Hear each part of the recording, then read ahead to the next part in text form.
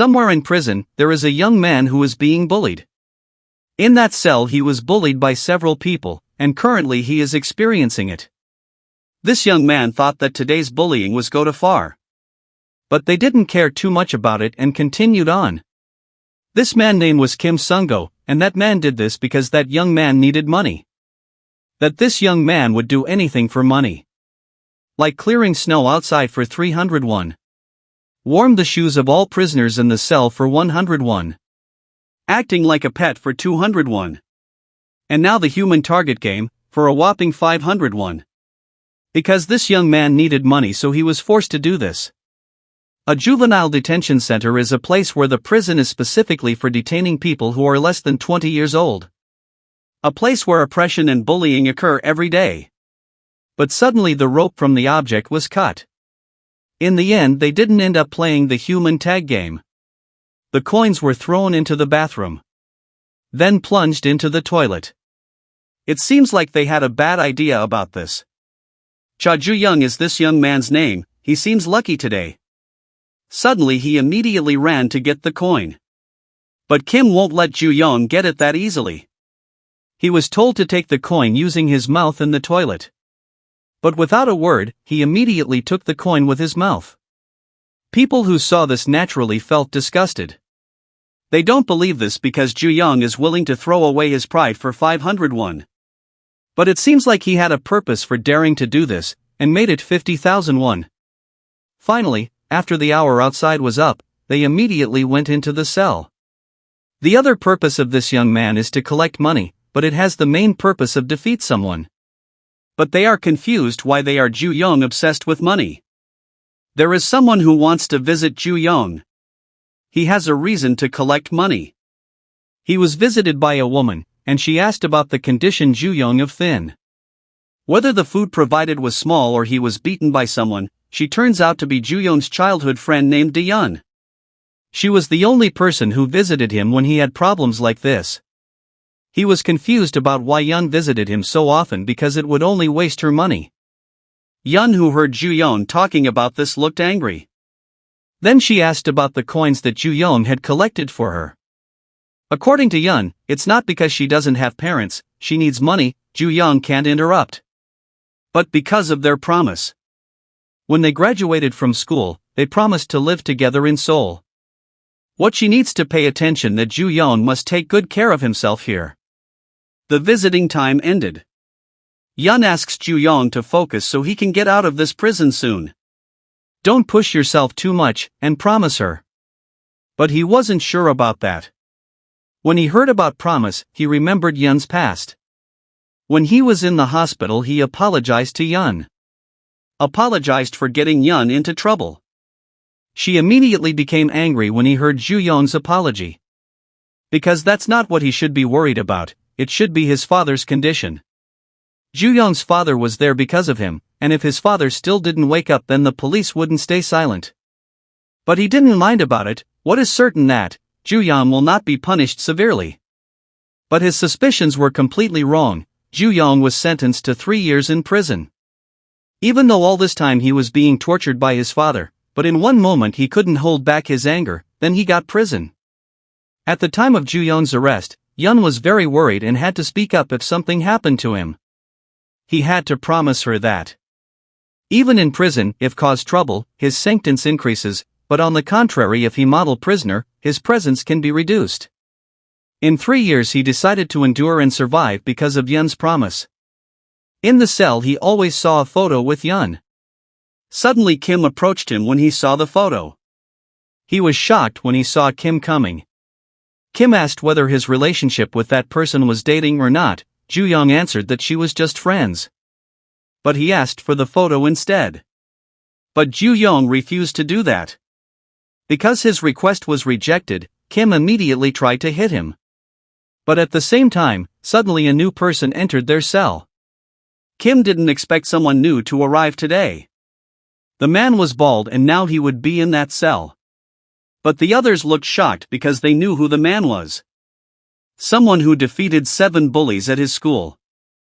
The man's name is Ma Jiam. He is here because he defeated 7 bullies at school. Ju-young, who heard this, was shocked. Kim, who heard that, didn't seem afraid of that person at all.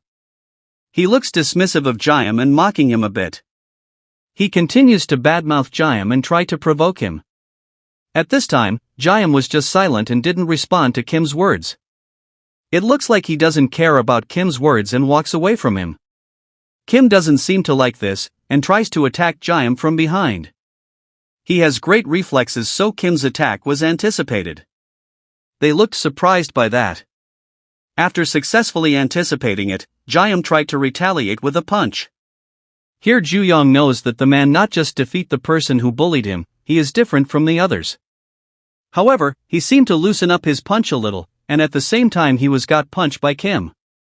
He immediately beats Jaehyun brutally.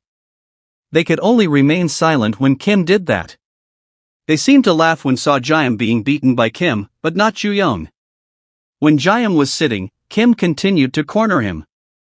He didn't fight back at all when Kim did that. It looked like Jaehyun was being held back. They also overrun up on Jaehyun at that time. Ju-young could only see it while cleaning the bathroom. Evening came. When it was time for bed, Ju-young wanted to know why Jaehyun didn't want to obey orders from Kim, the boss of the cell here. He suggests that Jaehyun just follow boss Kim's words, and tells him to be careful in the future. But Jaehyun doesn't confirm this, and looks like he knows that Ju-young always gets bad treatment here. He was a little surprised to hear that. After getting advice from Jaehyun about miserably, he pondered a little about his past life, that every day he always lived in miserably. In the past he faced a big problem in his life that could no longer be ignored. Yun is worried about Ju-young's condition, who is now thin. So now she brings him all kinds of food.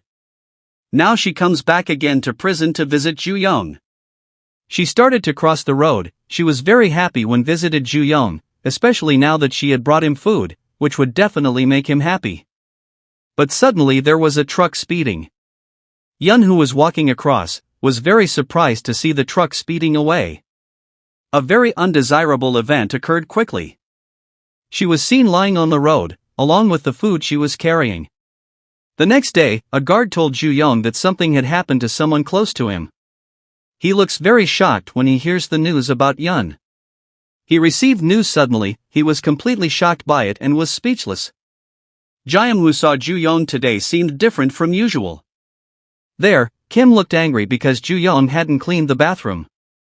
As he approached Ju-young, Kim was confused as to why he kept looking at that photo at all times today. He was told by his friend because there was someone who had a bad experience in front of prison, and that person was Ju-young's girlfriend. At that time, Kim felt annoyed because he had been lied to all this time, so he forced to take the photo from Ju-young.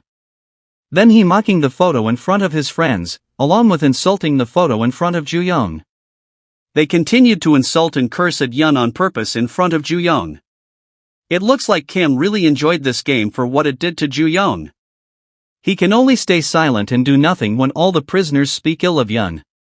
Jaehyun, who saw Ju-young, also didn't know what he was really thinking. Suddenly he saw something surprising. At the same time, it turned out that Ju-young immediately launched a punch at Kim. The blow was so hard that Kim immediately fell down because of the strongest of the blow. People who there were shocked when they saw this incident. He couldn't move because of the blow. It seemed like Ju-young's anger had reached limit, because he was fed up with what Kim was doing. Jaehyun, who saw it, was very shocked. He then remembered the previous time he talked to Ju-young. At that time Ju-young told Jaehyun about his father. That his father was the right-hand man of small-time gangster boss. So since childhood he has been violence from his father. Because he is Ju-young's biological father, he can still endure all that. But there was one moment when he couldn't endure it all anymore. When his father messes with Ju-young's friends. Those who saw Kim being hit by Ju-young did not remain silent and immediately attacked him simultaneously. All he remembered from his father was learning about fighting until the end. There a fight broke out. Ju-young himself fought all the prisoners in the same cell. He seemed to dominate the fight. He let out all the anger he had kept until today, and took it all out on them. Jaehyun, who saw Ju-young rampage as if he couldn't believe this, turned out he was a great fighter. In the end they were all defeated at Ju-young's hands. It looks like Kim has also lost, and he begs for forgiveness, then will give all his money to Ju-young. For him money no longer means anything, because his hope is gone, can be seen starting to beat Kim brutally. The reason he collected money and endured everything that happened in this place had disappeared. Finally a crushing blow was delivered right in Kim's face. Jaehyung, who saw Ju-young, could only be silent without being able to do anything. As a result of the blow, Kim was no longer helpless. All the prisoners in this cell were defeated by Ju-young alone. It turns out all this time he was pretending to look weak for one reason, and now that one reason is gone, then he has released his limits to all these prisoners. Since childhood, he has experienced bad things from his father. Again and again he gets this every day. Follow his footsteps and become a gangster, that's what his father said. His father wanted Ju-young to grow up to be strong. Until the day he deserves to get the same tattoo as his father. But Ju-young didn't want that, and refused his father's wishes. Suddenly the guards came to the cell and checked what was happening. He was shocked when he saw this incident. It looks like Ju-young managed to defeat the prisoners in this cell alone. The guard asked him this. It is true that Ju-young is the one responsible for all of these incidents. As a result of what he did, he was immediately exiled to a special cell. It looks like the whole time he kept looking at his photo with Yun. He also remembered the time of the promise with her. At that time, Ju-young had experienced torture from his father on the day of the entrance ceremony. She doesn't like this, because for Yun this is too much.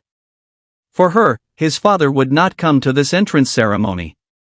But it doesn't matter to him, and for him the bruise will get better in 2 days, but it looks like Yun doesn't like this. Then she will try talk to Ju-young's father about this. But he didn't want that, and made her never come to Ju-young's house.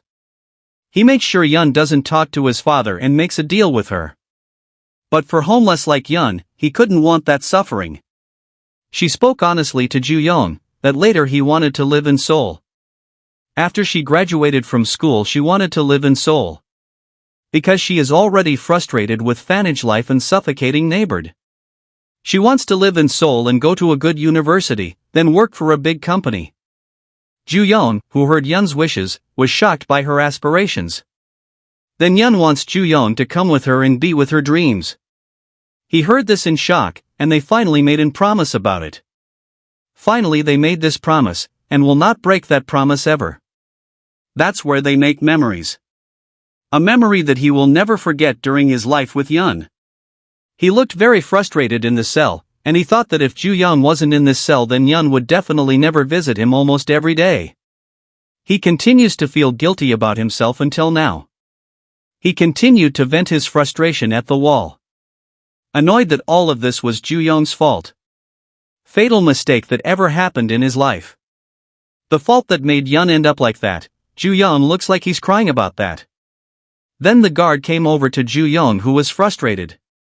The guard told him to eat, because he still hadn't eaten all day.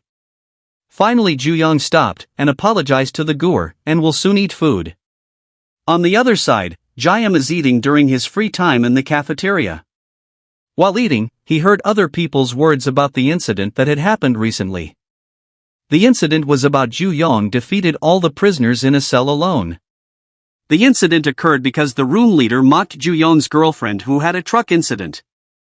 Jaehyung, who heard that, could only listen. But suddenly someone tried to approach the two of them. Then that man immediately beat in one movement. He seemed offended, because they didn't invite him to chat about it. It seemed to the man that the things they were talking about seemed very interesting. This man named Park Jong-chan, it looks like he is one of the strongest in this prison. Looks like now he has a plan to beat someone. Those who heard this seemed afraid. One of them tried to calm him down, as none of them had anything against Park. Looks like the person Park kept quiet looks fine. He tried to apologize to Park for speaking unnecessarily. Finally he forgave him, and it seemed like he wanted to confirm something. He wanted to confirm something to them, that the thing they were talking about was called Cha Ju-young. Jaehyung, who heard Ju-young's name, knew that Park would do something to Ju-young. 1 week has passed. This guard told Ju-young that the room leader he defeated earlier was still in the hospital. Because of this, Ju Yong has only been able to leave this special cell for a week. And the guard also reminded him not to cause any more problems in the future. Finally, Ju Yong returned to his old cell. It could be seen from his still gloomy face. Jaehyun thinks that Ju Yong has committed insubordination to the room leader. After seeing the conditions here, Jaehyun thought the people in this cell would not allow that. Suddenly one of them came over to him. Unexpectedly, that person actually greeted Ju Yong's condition. Jaehyun is confused about the attitude of the prisoners towards Ju Yong. They asked about his condition while in the special cell, and told him to rest now. While they are busy greeting Ju Yong, Jaehyun is seen opening a book.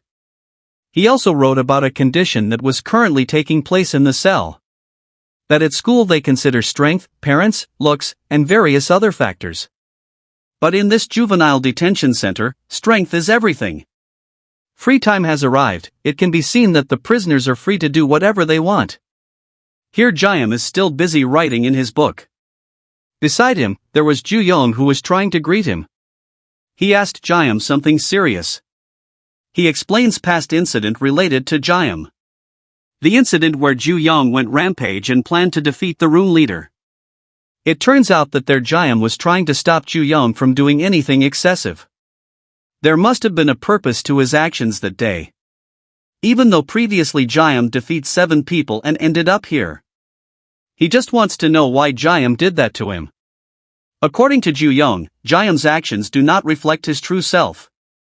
In the past, when he was at school, he saw a tragedy that confused him. Tragedy where he went on a rampage and defeats 7 students alone. He was confused about what he was doing at that time. It seems that even now he still can't explain this. Suddenly, when the conversation was going on, someone appeared and asked where Ju Yong was. Turns out he's Jongchan, the man who caused trouble a while back in the cafeteria, and now he's come to Ju Yong.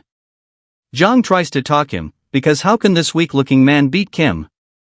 It looked like he still hadn't heard Ju Yong's answer. He also asked something else, how he could beat Kim at that time. Ju Yong was currently in no mood to answer that, and told Jong to leave. He was shocked when he heard such an answer.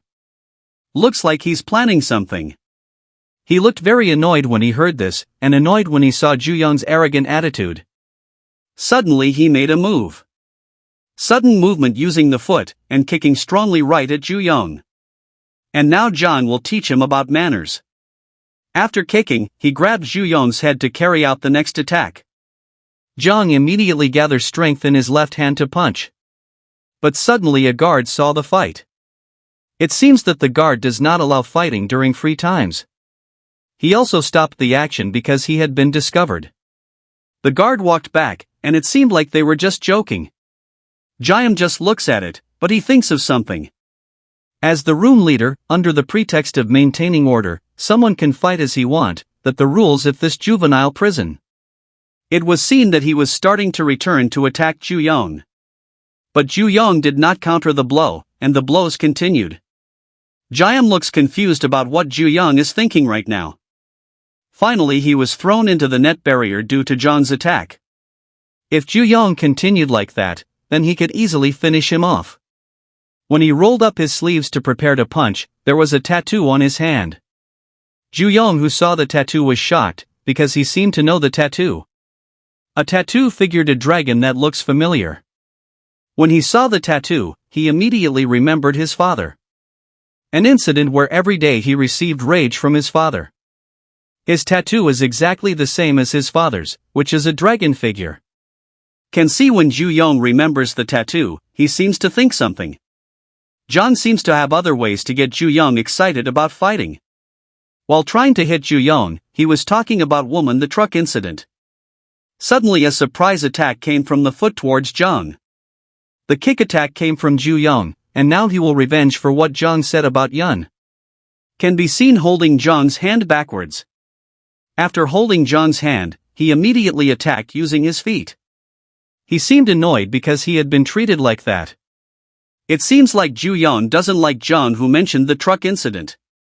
He apparently was still confused by what Ju Yong said. Then attacked again using his feet hard. Jong tells him to let go, while threatening Ju Yong. But instead he continued to attack Jung. Until finally Ju Yong held his hand right at the tattoo. He immediately twisted Jung's hand. Could be seen from his face that he was afraid and begged Ju Yong for forgiveness. A terrible incident occurred. Once again Ju Yong had gone too far. Jiam was shocked when he saw Ju Yong's action. It looks like he no longer has any humanity left in him. Jung finally lost in this incident. An incident where when someone tries to offend Yun, Ju Yong won't let it happen, and will respond even more to it.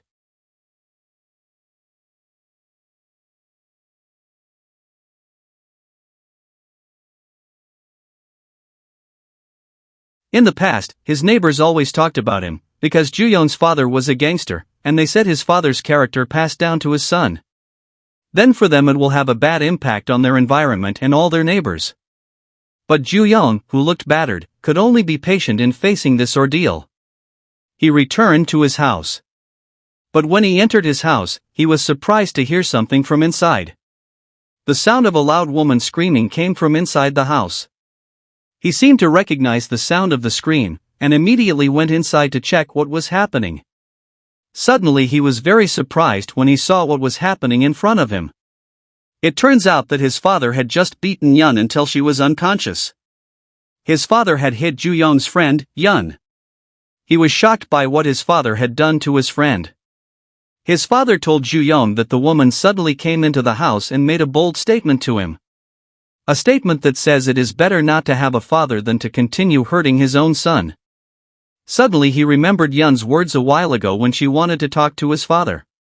Because of that, Yun experienced bad things from Ju Yong's father. When he remembered and heard what happened, he was confused about what to do. He tried to be patient and calm, but he was actually very angry about it. He could only hold back his anger, still trying to remain calm. But what his father did to his friend was beyond the limit. Then his father tried to remind Ju Yong, if she still does this to him, then he won't hesitate anymore. Finally, Ju Yong's anger could no longer be contained. He grabbed a flower vase and immediately hit him. When the incident happened, Yun was still unconscious. In the incident where he had vented all his anger, that occurred because had hurt his closest friend. The incident caused Ju Yong's father to be hospitalized. The doctor said Ju Yong's father had little chance of recovering. Only a miracle can make him recover. It seems like he doesn't regret his actions at all, because the suffering he received will end. Returning to the juvenile prison, saw that people had gathered around the area, because Ju Yong had fought with someone. The other prisoners thought Ju Yong was crazy, and they thought that soon he would be transferred to another prison. An incident where he had defeated the person who previously challenged him, until finally the person was battered. It can be seen that his hand also has serious injuries and there is a tattoo that Ju Yong knows about. A voice came from the speaker, indicating that free time had over and ordering the prisoners to return to their cells. They immediately returned to their respective cells. But in the window someone could be seen monitoring the situation there. Conversations ensued. What happened was very noisy. This happened because the contents of this prison were young people who were full of energy. He was one of the higher-ups at the juvenile prison, congratulating the man on being got out from the hospital. It seems that this high official really respects the man, because he will give the man everything he wants if he needs it. This top official is named Quan Chang-sik, director of juvenile prison. Quan asked the man who he wanted to meet in this prison. On the other side, the place where Ju Yong is. The prisoners in the cell all looked silent and clumsy. It seemed like the prisoners there all looked scared by what had just happened. The incident where Ju Yong went rampage again, but Jiam was the only one who looked calm. He opened the book again and wrote several things in the book. Wrote about the absurd situation that is currently happening. The absurd condition of a man in this cell. Suddenly one of the guards called Ju Yong's name. He was called to go out the cell. Because there were visitors who wanted to meet Ju Yong, hearing this he was a little surprised. He and the guards left the cell and were escorted to their destination. He was a little confused, who actually wanted to meet him. His mother couldn't have been, because had run away when she was young, then all relatives are cutting him off. He was still confused and kept thinking about this. The guard immediately opened the door, but Ju Young was a little surprised by this. He was surprised because the person who wanted to meet him was in the prison warden's office. The mysterious person who wanted to meet him was in the room, carrying a stick. When he saw this person, Ju Young felt confused and shocked, as if he couldn't believe that the person who wanted to meet him was person Ju Young hated the most. The person who made his life a mess, and the tragedy that was caused in the past. He looks happy because Ju Young is doing well in this prison. The person he once sent to the hospital. How surprised he was after seeing that person. He is the father of Ju Young, named Cha Gangryong. He still couldn't believe this, even though previously his father was in the hospital, but suddenly he was here. It was truly an unexpected occurrence that he would meet his father at this place. Kwon, the director of Juvenile prison, was really enjoying this. He knew that Ju Young was very surprised by this. He told him that his father had been get out from the hospital some time ago. Kwon considers this lucky incident, because he met his father. Even though Ju Young remembered that his father had a small chance. But in fact his father was still in front of him, and his anger gradually arose. For him, it was natural that his son did not believe in his presence until now. Nothing can make him fall. Cha Gangryong, the right hand of the great organization.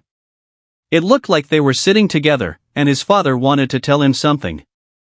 When he first opened his eyes in the hospital, he was reminded of his son. He also became sad when he remembered his son Ju Young. Ju Young was still shocked by his father's unexpected reaction when he met him. It can be seen that his father really cried when he met Ju Young. That he really loves Ju Young until now, when heard that Ju Young was still confused. His crying was very natural, because that's what parents should be like when they haven't seen their child for a long time. But suddenly his father made a statement that made Ju Young completely stunned, that his father was the one who had carried out this plan for Yun. The incident where Yun wanted to visit Ju Young in prison at that time. An incident that made Ju Young very devastated. The incident was planned by his own father, so that Yun experienced bad things. Ju Young's dreams suddenly disappeared. But when that happened, Yun could still control his consciousness. He also saw someone in front of her. She immediately asked the person for help. He begged to be saved at that time. But what Yun saw shocked her. It turns out she saw Ju Young's father.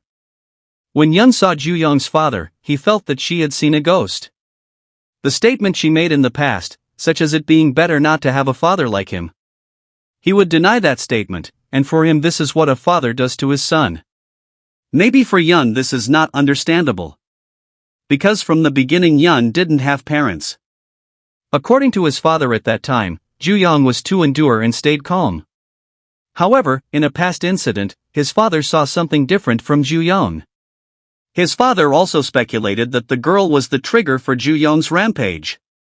So his father tries to erase all the memories of Ju Young and Yun. To remove her from all the things that happen in Ju Young's life. For a better life. But suddenly something unexpected happened. Kwon was seen ordering the guard to stop someone. Seen as a result of his father's actions, Ju Young immediately went on a rampage wanting to beat him up. His anger was no longer contained. But the guards immediately stopped Ju Young's movements using strange weapons. As a result, he was electrocuted all over his body. Electrocuted, causing him to fall to the floor. The guards tried to holding Ju Young's movements using stun guns. Kwon was shocked by Ju Young's actions. He was still trying to resist the impact of the electro attack. His father stood in front of him, hoping that Ju Young would take revenge on him. Take revenge for what he has done to Ju Young and Yun's life.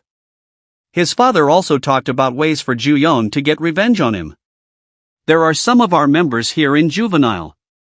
Right now, they have barely tattoos. But some of them will likely become the pillars of the organization in the future. His father also asked for proof from Ju Young, so he could defeat all its members. And control all systems in this juvenile prison. If one day Ju Young climb high and gains recognition, Ju Young might be able to take down his father. Suppress him the second command, and prepare to face the heavenly dragon. Ju Young achieve what his father couldn't accomplish in his lifetime. If he succeeds in doing that, then his father's life will be complete. His father also told Kwon to take care of his son here. But suddenly the guards were shocked by what happened. It seems like Ju Young is trying to rise against this incident. Kwon was confused about what was happening. His father immediately left the room. Ju Young tried to get up because his father was talking nonsense. Ju Young didn't just let his father go. Because of his actions, Ju Young had to suffer, and Young got bad things. The guards were shocked by what they saw. Likewise with Kwon, he looked shocked by that. Because Ju Young's anger could no longer be contained, he immediately attacked his father. His father had gone too far for him, even though it was all just nonsense. He has decided to fight his father, and will continue to take revenge if his father still rises. A strong blow launched from Ju Young's right hand will immediately hit Gangryong. However, suddenly Ju Young's movements were stopped by someone unknown. He also called Ju Young young master. When he grabbed Ju Young's head, not long after, he direct threw Ju Young to the floor hard. The guards who saw the incident could only remain silent and shocked. For the man, this was his job, and just doing his duty. Carrying out duties, to serve his boss. But Ju Young is still trying to get up from that situation. This man was a little surprised because he could still try to get up in a situation like this. This man is the commander of the Heavenly Dragon. He didn't think that Ju Young could still try to get up by relying on his legs. His father immediately spoke to him. That Ju Young must open his eyes wide and look around. There are many members of the Heavenly Dragons around Ju Young, and for him it is impossible for Ju Young to reach his father. Rash action only messed things up. He also told Ju Young that the only way to defeat him was to control this juvenile prison. He who heard this could only exude anger without being able to do anything. His father had high hopes for him, for the next meet in the future. He and the Heavenly Dragon members left there at the same time. Ju Young's body received a lot of damage, as a result of everything that happened, and again he couldn't do anything. He could only vent his frustration without being able to do anything. Returning to the woodworking room, several prisoners were seen working on something. Their Jayam is using his craft to make objects. An instructor told him to rest, because he had already fulfilled today's production quota. The other prisoners admit that Jayam's crafting skills are very good, and they suspect that Jayam used the hammer when beating his bullies. They are mocking Jayam because, defeating his enemy using weapons. Suddenly someone came to the instruction because the work was finished. He put the results of his work on the shelf. Suddenly he heard a loud sound of something falling. It turns out the storage box fell to the floor. Herd instructor was scolding because someone had knocked over the toolbox. When Jayam saw the nails, he seemed to remember something. Suddenly he is approached by another prisoner, and it seems like the prisoner knows Jayam. Apparently he was from middle school when they graduated, and the prisoner's name was Yoon Gun Min. Yoon saw Jayam on the news and ended up here, that's why they meet again. Yoon tells him whether Jayam still remembers him? Of course he still remembers Yoon. He looks happy about it, so there's something Young has been wanting to know from Jayam. About the news when Jayam defeat the 7 people. Something that makes him curious to this day, whether the Jayam defeat those 7 people? He just didn't believe it, that Ma Jayam Taecho Middle School did that. Even though when he was a child, Jayam was an exemplary student. Finally, an instructor stopped their conversation and told them to return to their respective cells. Finally, Yoon returned to his cell and looked forward to the next meeting. Jayam immediately tidied up his craft equipment. But he felt pain around his hand. It turned out that he was holding the wood and nails together, making his hands bleed. The cold of snow at night arrived. It can be seen that they are carrying out their activities as usual. But their Ju Young was still gloomy while thinking about something. Thinking what his father said, about having to take control of the juvenile prison to defeat him. Ju Young, who has a revenge against his own father Gangryong, will do anything to defeat him. But for that, he had to do the first step. Ju Young looked at the situation and conditions in this cell. The condition of the prisoners after being left by the room leader of this cell. He seemed to be planning something. Suddenly there were guards on patrol, the prisoners immediately quieted down. Ju Young looks like he's about to start taking action. He immediately asked something to the guard who was on patrol. They all seemed surprised by Ju Yong's action of asking the guard something. That it's not a big problem. He just asked the guard to deliver him pizza. They seemed confused by Ju Yong's words, that this was a prison. But the guard instead asked him to come out. Seen, he was eating the pizza with gusto. Everyone in the room was seen eating pizza. They enjoyed it because it had been a long time since they had such a delicious meal. They all thanked to Ju Yong. He remembered this again, because Ju Yong was the son of Gangryong, an influential person in this prison, so Ju Yong would get special treatment. He needs to test the limits of what he allowed to do in prison. They were busy eating the pizza, while thinking about the right name for Mr. Ju Yong. While listening to their chatter about his father who was a congressman. But here he has a goal, that he will use anything for revenge. Despite the fact that he is the son of an influential person in this prison, Gangryong. They started talking about Jayam. That their Jayam didn't eat pizza, and they thought that today Jayam was very strange. He's different from his usual day. Jayam seems to be thinking about something, because of the incident when he met a prisoner who knew him a long time ago. Morning arrived, the prisoners began to carry out their usual routine. It looks like Ju Yong and Jayam are involved in the same work project. They do a good job without saying anything. Suddenly someone's voice was heard. There is a prisoner who accidentally drops equipment on Jayam. As a result, many nails fell towards Jayam who was working. He also stopped working because of that. It turned out the prisoner was the same person as yesterday, who dropped the equipment. Seeing what Yoon did intentionally, he looks angry about it. Actually, what is Yoon trying to do to Jayam? It seems like another prisoner has approached Jayam, and it's because of Yoon's recommendation. 3 large people blocked Jayam. It seems like this prisoner wants to make Jayam his underling. They talked about rumors of a bully in the neighborhood which turned out to be just a lie. Then Yoon also provoked these words. That since childhood Jayam and Yoon remember their beautiful moments. He keeps pushing about his childhood memories to Jayam, looking like Yoon wants to trigger something out of him. Suddenly Yoon smacked Jayam's head, the right one has nails in front of it. Nails that seem to have bad memories. Bad memories from school. The moment when he was bullied by school students.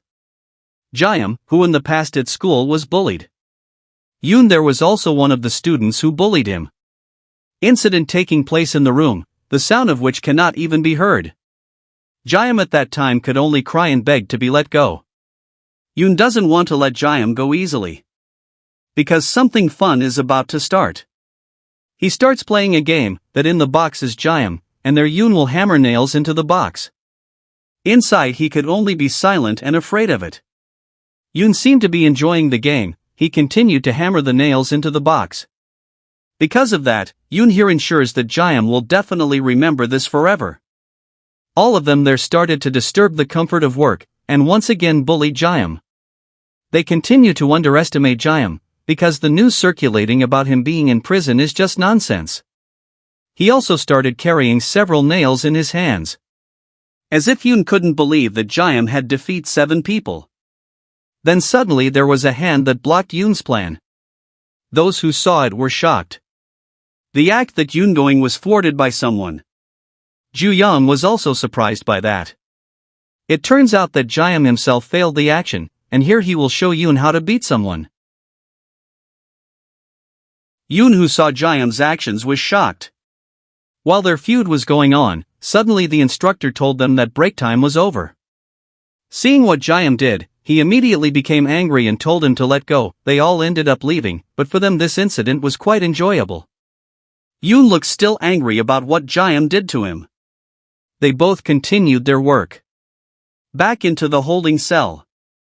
It looked like they were arguing about something. After debating, they finally decided to carry out religious activities. But Ju Yong and Jayam were seen just sitting, not following them. He kept thinking about something. At the same time, Ju Yong thanked him. He thanked Jayam, because at that time he had stopped Ju Yong from doing this, otherwise his sentence could have been extended. Jayam was a little confused. Why was he suddenly talking about something like that? Ju-young also revealed that he wanted to get out of here. Someone who defeat his friend. He wanted to meet his father as soon as possible. But Ju-young once told him that his father was not well at the moment, and now for Ju-young this situation has changed. He also thanked Jaehyun again, because there was still hope of getting out of here quickly. He was just silent hearing Ju-young's words. According to Jaehyun, Ju-young is mocking him, because currently his prison sentence is 20 years, but Ju-young doesn't mean that. What is certain that Ju-young will pay for what happened at that time to him? Jaehyun finally understands this. In a workroom, Jaehyun receives the key from someone. The instructions gave him a key, because right now he had to go and have an urgent problem at home. He ordered Jaehyun to clean this room. In front of him now there is work that needs to be done. But he was little thinking about something. When he saw the hammer, a bad memory always flashed in his mind. Bad memory of what Yoon and the hammer did. He always remembered that bad thing throughout his life. He also remembered his childhood. Memories with Yoon when they were still children. Beautiful memories with childhood friends, between Jaehyun and Yoon. It looks like they were good friends at that time and played together. But since he was a teenager, Yoon experienced intimidation from his classmates because behavior makes them strange. Yoon's strange behavior, because he collects insects. They mocked him because he might eat it during break time, but he denied this, and for them it was disgusting. They continued to mock Yoon at that time, but a student watched from afar. It turns out he is Jaehyun. He tells them to stop doing that. Currently Jaehyun is the class president, so they obey his words. They immediately left there, and apologized to Jaehyun for this. He approached Yoon and asked about his condition, then he looked fine. After that, Yoon invited Jaehyun to his house to play. But suddenly another student invited Jaehyun to play a new game together. Finally, Jaehyun, who was then class president, complied with their request to play together, leaving Yoon alone. But at that time he was actually very worried about Yoon. Yoon was alone and had no friends apart from Jaehyun. The next year he was a teenager, still at the same school but in a different class. At that time, Jaehyun heard their conversation about Yoon. Rumors say that Yoon is being bullied. Then he was shocked when someone said that Yoon had been taken to the warehouse. When Jaehyun heard that, without thinking, he immediately went to Yoon to go to the warehouse. He kept running until he was tired. Finally he made it to the warehouse and feeling tired, then immediately opened the door. When he opened the warehouse door, he saw many students already in the room. It seemed like they had been waiting for Jaehyun to arrive there. Suddenly he heard a voice that made him shocked, and he seemed to recognize the voice. It turns out Yoon was the one who made the voice, can see he was behind Jaehyun and started to greet him. While he was behind, suddenly he immediately pushed Jaehyun's body into the warehouse. He was shocked by the action Yoon did to him. At that time, Jaehyun didn't understand and was confused by Yoon's actions in doing this to him. After successfully putting him into the warehouse, Yoon immediately locked the warehouse door. It looks like this is the plan of the delinquent students. They made a plan to trap Jaehyun with Yoon as the bait. They did that because this was a condition for Yoon to join their fam, so Yoon had to do what the delinquent student said. The path he had taken had deviated. It could be seen that he was also enjoying this game.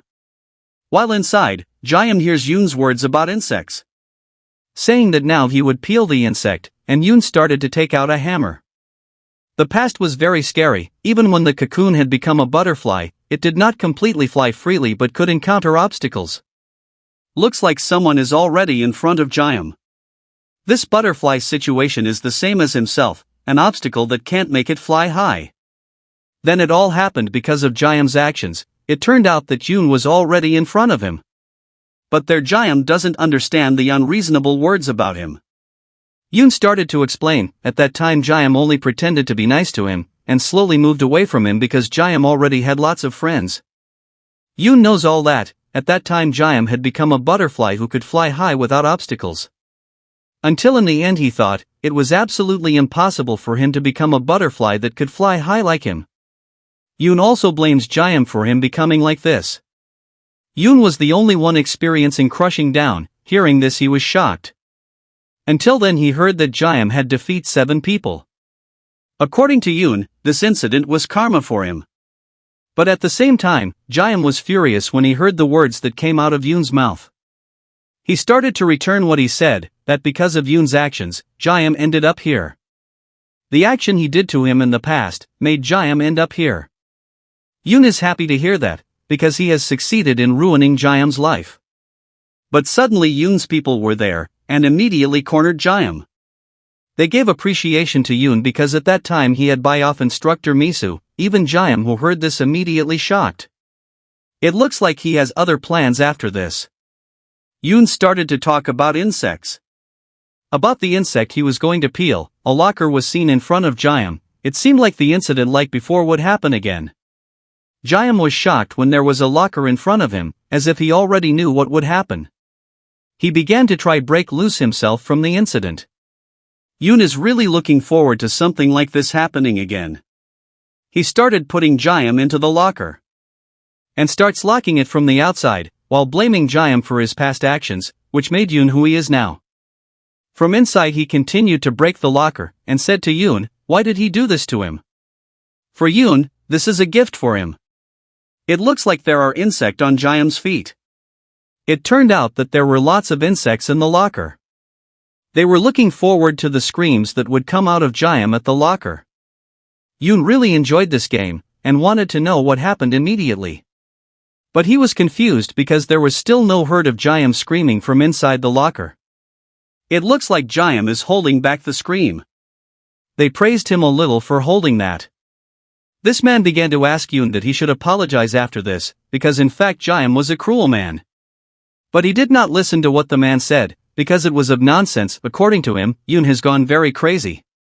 But for him this was not much, because he still had other plan. A plan that would definitely make him scream out loud. Suddenly someone came to that place. Turns out it was Ju Young, asking them what was doing here. They were shocked and confused by what Ju Young was doing here. He then asked them again how to make him scream. Suddenly, without thinking, Ju Young immediately started his action against one of them. But this man tried to attack Ju Young with his punches. The man was hit by a strong kick right in the face. Ju Young's kick was so strong that it sent the man flying into the locker. Those who saw Ju Young's action just remained silent in shock. The locker door was slightly damaged because of this, then Jaehyun started peeking out of it. When he looked, it turned out that it was Ju Young's doing, and he came here to pay a debt. Repaying the debt of the past, and now he will beat this guy for Jaehyun. Previously in prison, they all asked where someone was. Asked where Jaehyun, he's not in prison at that time, but one of them found out that Jaehyun had been called by the supervisor to the woodworking. He was asked by the supervisor to clean the room, but Jaehyun had been gone too late. Ju Young, who heard their conversation, got up and took the initiative to look for him. He immediately asked the warden guarding the room. The warden responded, apparently it was Ju Young who was speaking to him again. Those who saw this immediately thought that Ju Young would order pizza again. But that wasn't what he wanted, but to open the door of this prison. Those who heard this were shocked and confused. The guard was also confused by Ju Young's request to open the door. Back to the time when Jaehyun was tortured, that now Ju Young will pay debt. He will beat up everyone who hurts Jaehyun right now. It looks like 2 of them have lost, and there are still 2 more people, Yoon and his friend. This person apparently recognized Ju Young and wanted to ask him something. Asking that Ju Young was the one who did the trouble last time. Yoon finally finds out that when it happened last time in the field, he also saw with Jaehyun. Even though when Jaehyun was in this place at the beginning, Yoon knew that Jaehyun was alone, but because Ju Young came here, he knew. That to Yoon the 2 of them looked close. He also mocking Jaehyun in a loud voice, so that he can be heard, he as friends can rely on.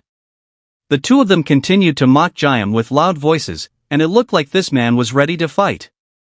Ju Young, who heard the 2 of them continuing to talk, just remained silent. Finally, this man launched a surprise attack in the form of a punch at him. Ju Young immediately reacted to this, by making a movement. Suddenly this man felt like he was floating in the air. Ju Young quickly managed to anticipate the big man's attack, grabbed his opponent by slamming him to the ground. Slammed him down, until his head hit the floor. Ju-young successful to defeat the big man with one attack. As a result of the attack, the man immediately couldn't move at all. Yoon, who saw this, looked scared. Ju-young also asks Yoon why he did this to Jaehyun. That this was too much for him. But he seemed to think this was normal, and not much. He will also tell Ju-young for doing this to Jaehyun. Because of him, Yoon experienced pain throughout his life. Like pretending to be his friend, and pretending to care about him. Forced to drag himself into the underworld. Seeing Yoon behave like that, it seems like he's fallen too deep.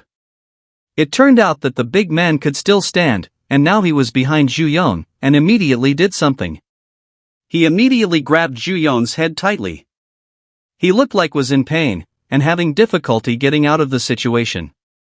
Yoon, who saw this, told his friend to break him immediately.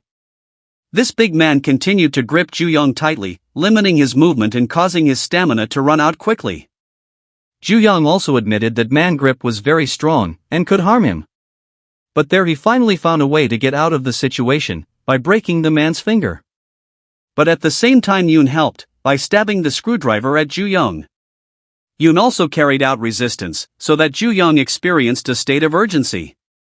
The big man praises Yoon, that he has done a great job. Ju-young finally reached his limit. Suddenly someone told him to let go. It turns out it was Jaehyun's doing. Now he put a chain around the big man's neck. Yoon, who saw that, was very shocked. He doesn't know how Jaehyun managed to get out of the locker. This happened because of Ju-young's attack, which damaged the locker door. Finally, when the situation became careless, Ju-young immediately kicked Yoon hard. He managed to escape from the big man's grip and immediately kicked Yoon until he fell. That it almost broke him. The big man's neck was wrapped around the chain, so he felt pain. Jaehyun continues to pull the chain strongly. But suddenly Yoon got up, and instead supported what Jaehyun was doing. He kept doing it without stopping at all. Ju-young saw Jaehyun's anger as if it was too much. He then continued to pull the chain, using his foot as a trigger. It seemed like the big man had reached his limit. Blood also flowed down the chain. Jaehyun tells the big man to relax his grip, if he doesn't want to defeat. Finally the big man had reached his limit. Jaehyun manages to defeat him by wrapping the chain around his neck, thus making the man lose. He seemed exhausted by that.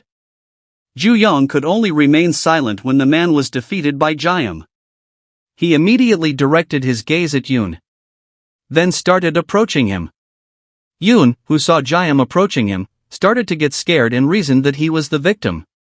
That he was currently only doing self-defense. He couldn't be wrong about that. But Jaehyun, with his anger, doesn't seem to believe Yoon's words. He fell because of the reaction. At the same time, Yoon immediately bowed down and apologized to him for having done badly. He admits his mistake, and asks Jaehyun for forgiveness. He also admitted that he was just a loser and an idiot. Here, Jaehyun also emphasizes that all this time he has never led Yoon down a bad path. He was a little surprised about that. The fact is that Yoon just had a selfish delusion and ruined Jaehyun's life. Previously defeat 7 people, Jaehyun is currently also thinking the same thing about Yoon. But he couldn't possibly do the same to Yoon, because Jaehyun still considered him a friend. From childhood until now, Jaehyun always considers Yoon a friend. He was finally surprised by Jaehyun's current statement. Friends where they always played together in childhood. But for him, Jaehyun's statement was useless. He also showed his true nature. In his mind he still wanted to destroy Jaehyun, but seen from hindsight a surprise attack was carried out. The kick attack sent Yoon flying far forward. He immediately lost in one attack. Ju-young had kicked Yoon, because he had caused him pain. Jaehyun accepts this incident. After the fight, Ju-young still felt pain in his stomach from the stabbing. Jaehyun calls Ju-young. He wanted to thank him for saving him from this situation. He also received thanks from Jaehyun. Because of this he only paid his debt. But suddenly he felt something. Someone unknown suddenly appeared in behind of Ju-young, and he approached Yoon. He was shocked by this, and wondered who exactly was that person. He approached Yoon, because at that time he didn't have permission to left the room, and because of that this person became afraid. Yoon at that time was still losing consciousness. He immediately punched Yoon in the face, because he was not in prison, there were cockroaches running around. He was hit hard, for reasons that are not clear, which made him scared when he met a cockroach in prison. Ju-young and Jaehyun could only remain silent when they saw Yoon being brutally beaten. He also looked battered, the result of the actions an unknown person. And now there was a lot of blood on his face. He immediately cleaned the blood, because he really didn't like being dirty. Suddenly the man pulled Ju-young's clothes, and this shocked him. He washed his face with the clothes Ju-young was wearing. He who saw this was confused and did nothing.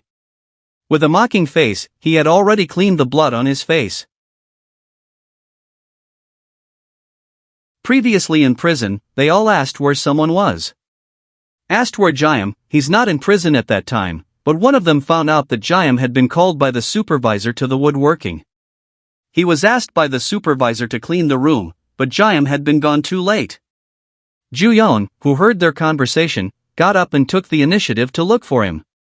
He immediately asked the warden guarding the room. The warden responded, apparently it was Ju-young who was speaking to him again. Those who saw this immediately thought that Ju-young would order pizza again. But that wasn't what he wanted, but to open the door of this prison. Those who heard this were shocked and confused. The guard was also confused by Ju-young's request to open the door. Back to the time when Jaehyun was tortured, that now Ju-young will pay debt. He will beat up everyone who hurts Jaehyun right now. It looks like 2 of them have lost, and there are still 2 more people, Yoon and his friend. This person apparently recognized Ju-young and wanted to ask him something. Asking that Ju-young was the one who did the trouble last time. Yoon finally finds out that when it happened last time in the field, he also saw with Jaehyun. Even though when Jaehyun was in this place at the beginning, Yoon knew that Jaehyun was alone, but because Ju-young came here, he knew. That to Yoon the 2 of them looked close. He also mocking Jaehyun in a loud voice, so that he can be heard, he as friends can rely on. The 2 of them continued to mock Jaehyun with loud voices, and it looked like this man was ready to fight. Ju-young, who heard the 2 of them continuing to talk, just remained silent. Finally, this man launched a surprise attack in the form of a punch at him. Ju-young immediately reacted to this, by making a movement. Suddenly this man felt like he was floating in the air. Ju-young quickly managed to anticipate the big man's attack, grabbed his opponent by slamming him to the ground. Slammed him down, until his head hit the floor. Ju-young successful to defeat the big man with one attack. As a result of the attack, the man immediately couldn't move at all. Yoon who saw this looked scared. Ju-young also asks Yoon why he did this to Jaehyun. That this was too much for him. But he seemed to think this was normal, and not much. He will also tell Ju-young for doing this to Jaehyun. Because of him, Yoon experienced pain throughout his life. Like pretending to be his friend, and pretending to care about him. Forced to drag himself into the underworld. Seeing Yoon behave like that, it seems like he's fallen too deep. It turned out that the big man could still stand, and now he was behind Ju-young, and immediately did something. He immediately grabbed Ju-young's head tightly. He looked like was in pain, and having difficulty getting out of the situation. Yoon, who saw this, told his friend to break him immediately. This big man continued to grip Ju-young tightly, limiting his movement and causing his stamina to run out quickly. Ju-young also admitted that man grip was very strong, and could harm him. But there he finally found a way to get out of the situation, by breaking the man's finger. But at the same time Yoon helped, by stabbing the screwdriver at Ju-young. Yoon also carried out resistance, so that Ju-young experienced a state of urgency. The big man praises Yoon, that he has done a great job. Ju-young finally reached his limit. Suddenly someone told him to let go. It turns out it was Jaehyun's doing, now he put a chain around the big man's neck. Yoon who saw that was very shocked. He doesn't know how Jaehyun managed to get out of the locker. This happened because of Ju-young's attack which damaged the locker door. Finally, when the situation became careless, Ju-young immediately kicked Yoon hard. He managed to escape from the big man's grip and immediately kicked Yoon until he fell. That it almost broke him. The big man's neck was wrapped around the chain, so he felt pain. Jaehyum continues to pull the chain strongly. But suddenly Yoon got up, and instead supported what Jaehyum was doing. He kept doing it without stopping at all. Ju-young saw Jaehyum's anger as if it was too much. He then continued to pull the chain, using his foot as a trigger. It seemed like the big man had reached his limit. Blood also flowed down the chain. Jaehyum tells the big man to relax his grip, if he doesn't want to defeat. Finally the big man had reached his limit. Jaehyum manages to defeat him by wrapping the chain around his neck, thus making the man lose. He seemed exhausted by that. Ju-young could only remain silent when the man was defeated by Jaehyum. He immediately directed his gaze at Yoon. Then started approaching him. Yoon, who saw Jaehyum approaching him, started to get scared and reasoned that he was the victim. That he was currently only doing self-defense, he couldn't be wrong about that. But Jaehyum, with his anger, doesn't seem to believe Yoon's words. He fell because of the reaction. At the same time, Yoon immediately bowed down and apologized to him for having done badly. He admits his mistake, and asks Jaehyum for forgiveness. He also admitted that he was just a loser and an idiot. Here, Jaehyum also emphasizes that all this time he has never led Yoon down a bad path. He was a little surprised about that. The fact is that Yoon just had a selfish delusion and ruined Jaehyum's life. Previously defeat 7 people, Jaehyum is currently also thinking the same thing about Yoon.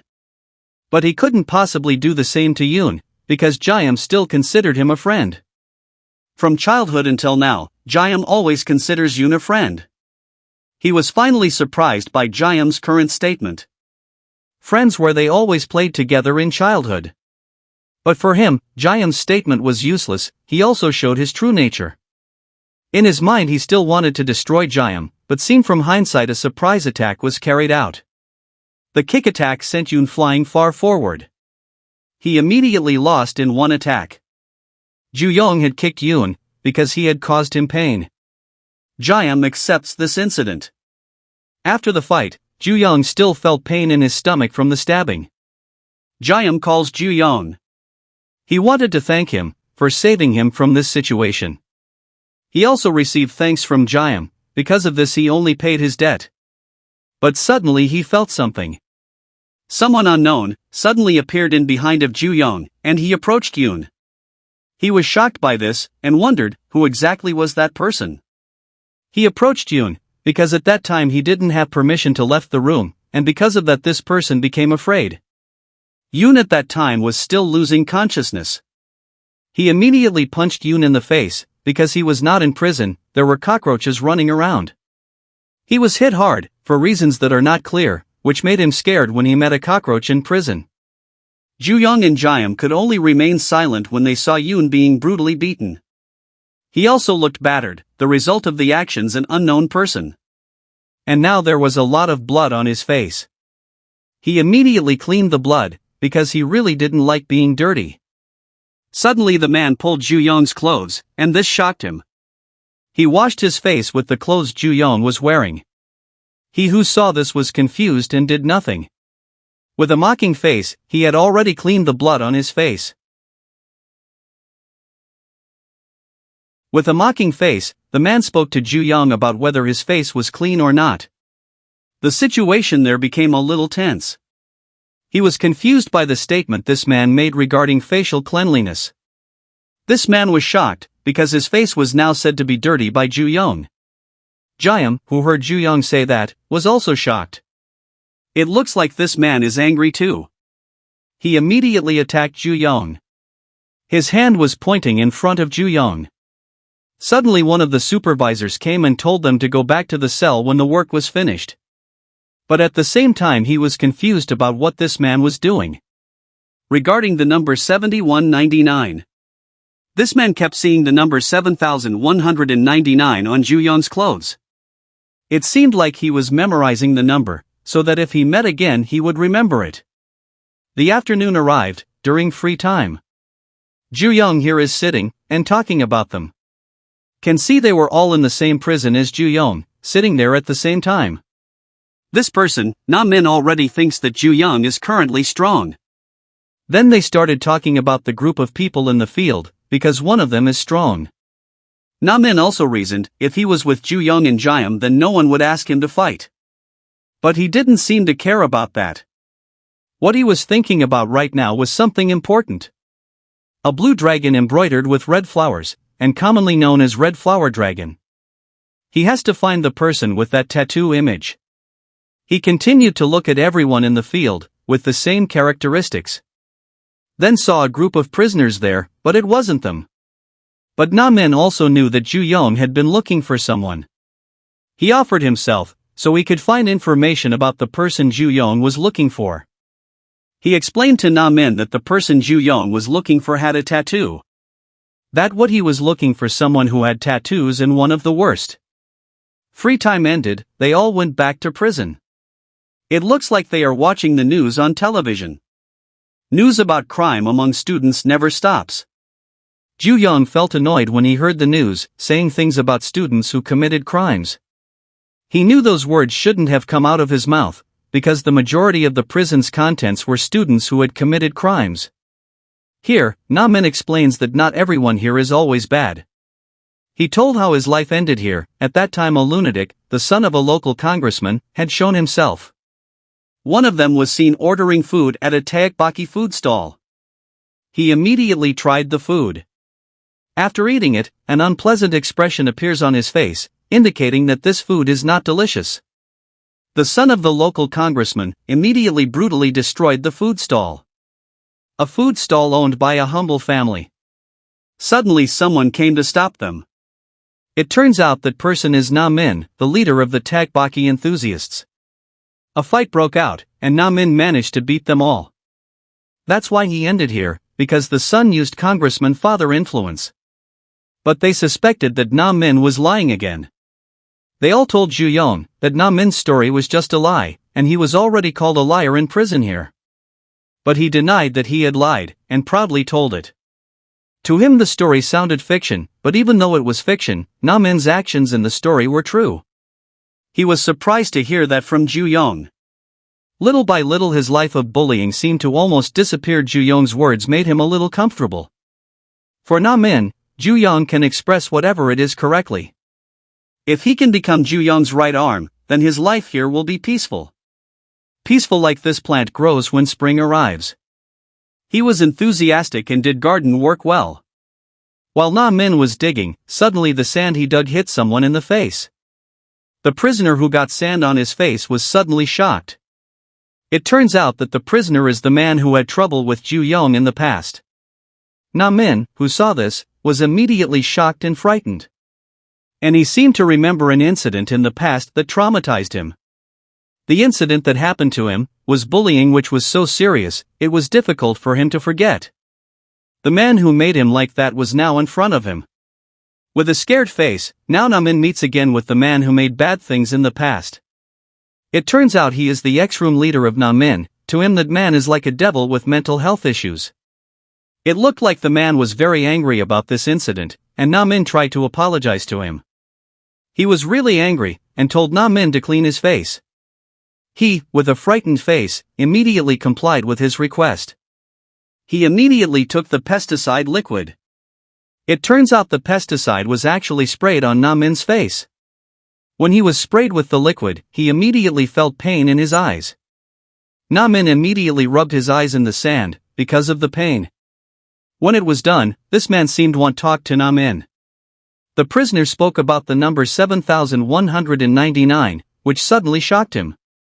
The man kept talking about the number 7199, and that made him even more afraid. This man knows that the number 7199 is in the same cell as Na-min. He remembered that the number 7199 belonged to Ju-young. With the nature of a madman, he looks for Ju-young because he thinks his face is dirty. The man kept talking about his dirty face, and it made Na-min confused. Then this man asked Na-min to go together. He immediately thought of the worst thing. Go together to Ju-young and show what happened. It looks like this man has a tattoo. Afternoon in prison. Ju-young is doing his routine with push-ups.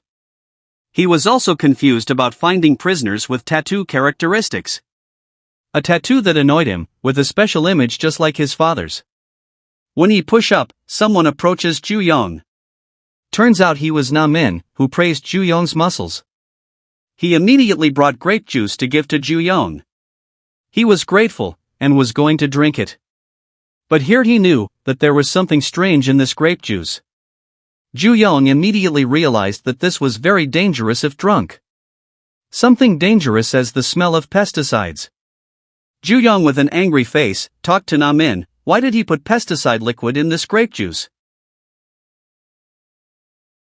In the past, he had received bad treatment from that person. It turned out that there were already many other prisoners around him.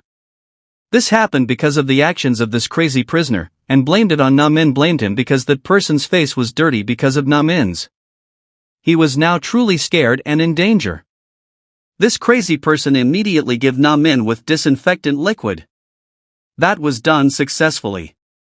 This crazy person seems confused and looks guilty. As a result of his actions, Na Min experienced bad things.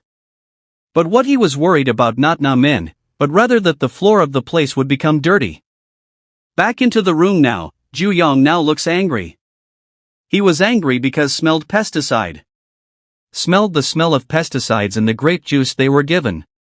Na Min, who gave him the drink, seemed to be avoiding his mistake, because he bought it himself. But the prisoners here asked him to prove this. Ju Yong was confused, why suddenly Na Min gave him a drink.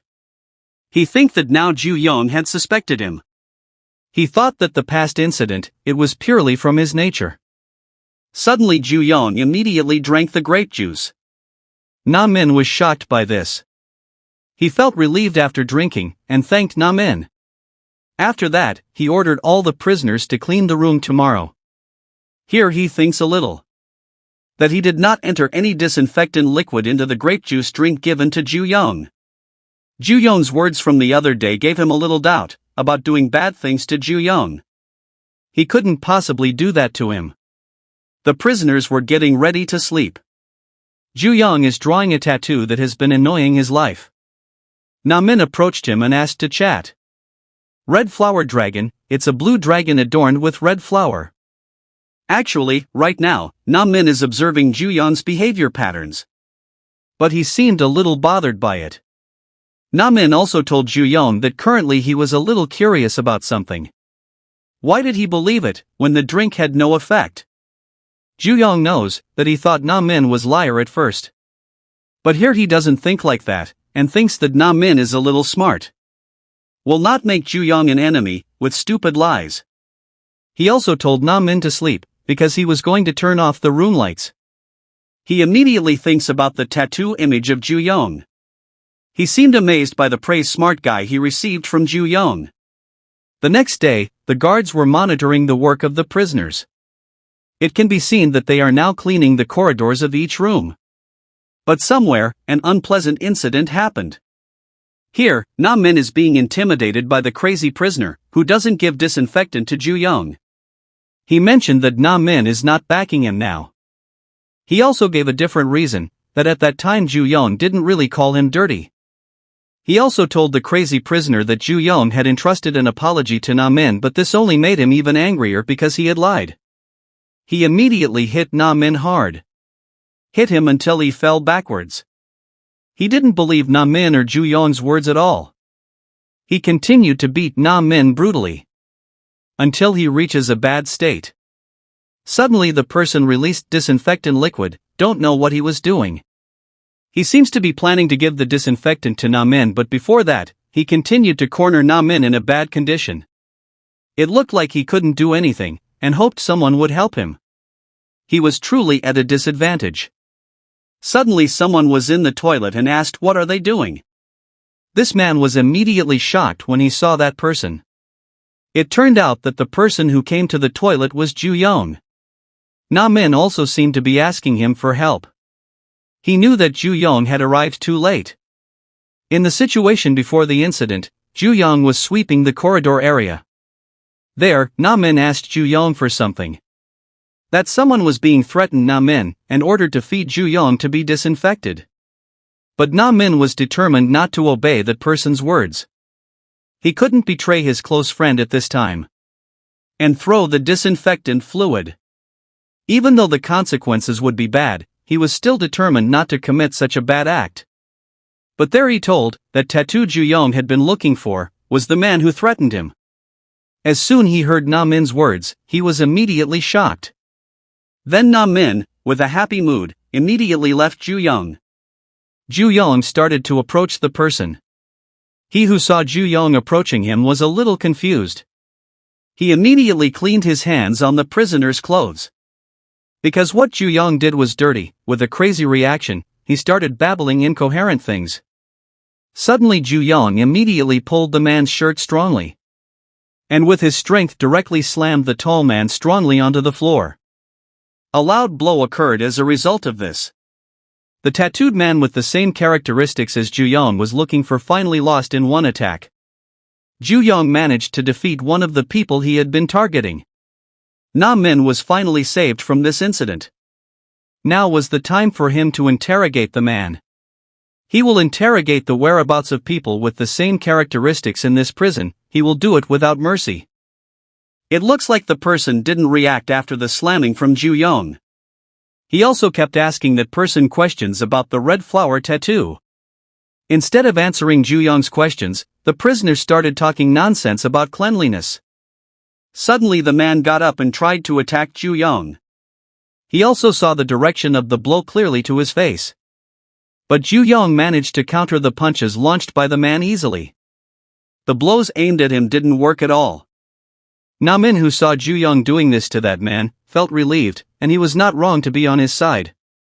That man doesn't seem to have a chance to beat Juyong, and he keeps saying strange things. In the end he had no other choice but to do dirty things like this. He will try the shock therapy method. That man who highly valued cleanliness finally expressed fear. He immediately remembered the past. The day he was opening his locker. When he opened it, it turned out that there were lots of dirty things coming out of his locker. At the same time, that man was shocked by the presence of someone behind him and threatening him. The mysterious man immediately dropped him to the floor. They were actually MMA fighters, and this mysterious man was talking to him about this man who couldn't grapple because of his pathology. He came here to confirm this, and it turned out that were true. This MMA fighter also complained about fighting with this person. Complained that this person had used dirty means when fighting with him. Dirty way. When the crazy man was already in a locked state, he actually vomited something from his mouth, so it hit the MMA fighter. This crazy man, who saw himself being offered dirty things from that person, felt uncomfortable. He started to get angry about it. Suddenly he managed to get out of that condition and doing counterattack. Juyong also did the same thing. He used the same technique when he was locked. Juyong couldn't dodge the counterattack. And now the situation has reversed. Now Juyong has been cornered by the man. Now the situation has turned around. He also started using MMA techniques to lock Juyong's movements. He also felt pain about it. Juyong couldn't do anything, and it seemed like that man was going to do something. He started holding both of Juyong's hands. Na Min can only watch from a distance, don't do anything. There he hesitated when he wanted to save Juyong, but if he didn't, the situation would get worse. Na Min was shocked by what was done to the Juyong. It looked like he was going to do something beyond expectations. At the same time, he remembered an incident similar to this. An incident where in the past, his father had done that harshly. Where it was not a father's hug, but a hug to teach Juyong to fight. Finally, he immediately did something to get out of this situation. Juyong began to grip the prisoner's wrist strongly. He was in pain about it. Because his father used to teach him how to fight, so he was able to turn things around. Juyong's grapple attack was seen, causing the prisoner's hand to feel pain. He couldn't move from here either, and now felt the pain of that. Juyong continued to urge him by attacking the prisoner's hand strongly. Until finally his hand received a lot of damage from Juyong's grapple. The prisoner's back also received quite a bit of damage. He screamed because he felt the pain from what he received. But he still tried to attack Juyong. But the attack seemed unable to reach. He also thought that it was useless. Now this man has really lost to Ju Yong. In a desperate position, Ju Yong managed to change this situation. Can be seen that the situation in the corridor is still observed to be safe. But not for this man. There, Na-min started tying and gagged the man's mouth. The two of them will immediately do something to the man. The two of them will do shock therapy which traumatizes this man. This man was very shocked when this incident happened.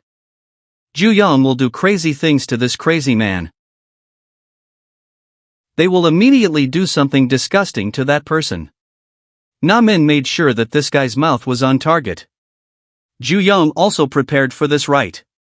Finally, because this man was afraid of this, he started to talk. They both didn't do that, to tell this man to say. Ju Yong wants to know from this man about the Heavenly Dragon. That in the past when he first joined Heavenly Dragon. When he got the dragon tattoo. That currently a large group wants to accept minors, the dragon represents power and strength, the flower represents vitality and liveliness. No matter how beautifully flower blooms, to wither and fall to the ground, the Heavenly Dragon is looking for the next generation. Full potential power that adults don't have, depending on the situation they encounter or the experiences they face, that they can grow explosively. So the group quickly recruits young talent, and nurtures them in its garden. Then the little seedlings that grow come into bloom. It seems that the man has told the truth about the Heavenly Dragon. He asked to be released from this situation. Here Ju Yong also thought, because of that, his father used to treat him very harshly. Raised him in a situation where he would train him. Since he was very young. His father keeps him bloom, faster than anybody else. Na-min was a little confused by Ju Yong who was in a daze, and immediately called him. But this man was a little confused because Ju Yong was curious about his group. He immediately guessed that Ju Yong seemed to want to join the Heavenly Dragon group. But this man will not recommend Ju Yong to the Heavenly Dragon group. It seemed like that statement really annoyed him. He immediately grabbed the man's neck. And put a little strength into his grip, which scared the man. He had truly said everything he knew. Ju Yong looks ready to hit the man. He immediately punched the man with his right hand. He did this because he felt something damn. In the lobby they are still cleaning the place. Ju Yong was also seen cleaning the place, after doing what he did.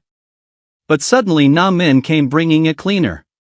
He was confused as to why Na-min acting like this. He immediately thanked Ju Yong. Because he had defeated the man, so Na-min could sleep soundly. But Ju Yong was a little confused about this. An incident where Na-min experienced something bad in the past. Normally, humans who swallow this liquid will receive big damage. But in fact it was not for Na-min, and he told him about it. Because at that time he swapped it with water. There, Na-min also wanted to know why Ju Yong was so obsessed with the Heavenly Dragon group. He also told him that now Ju Yong will eliminate the group.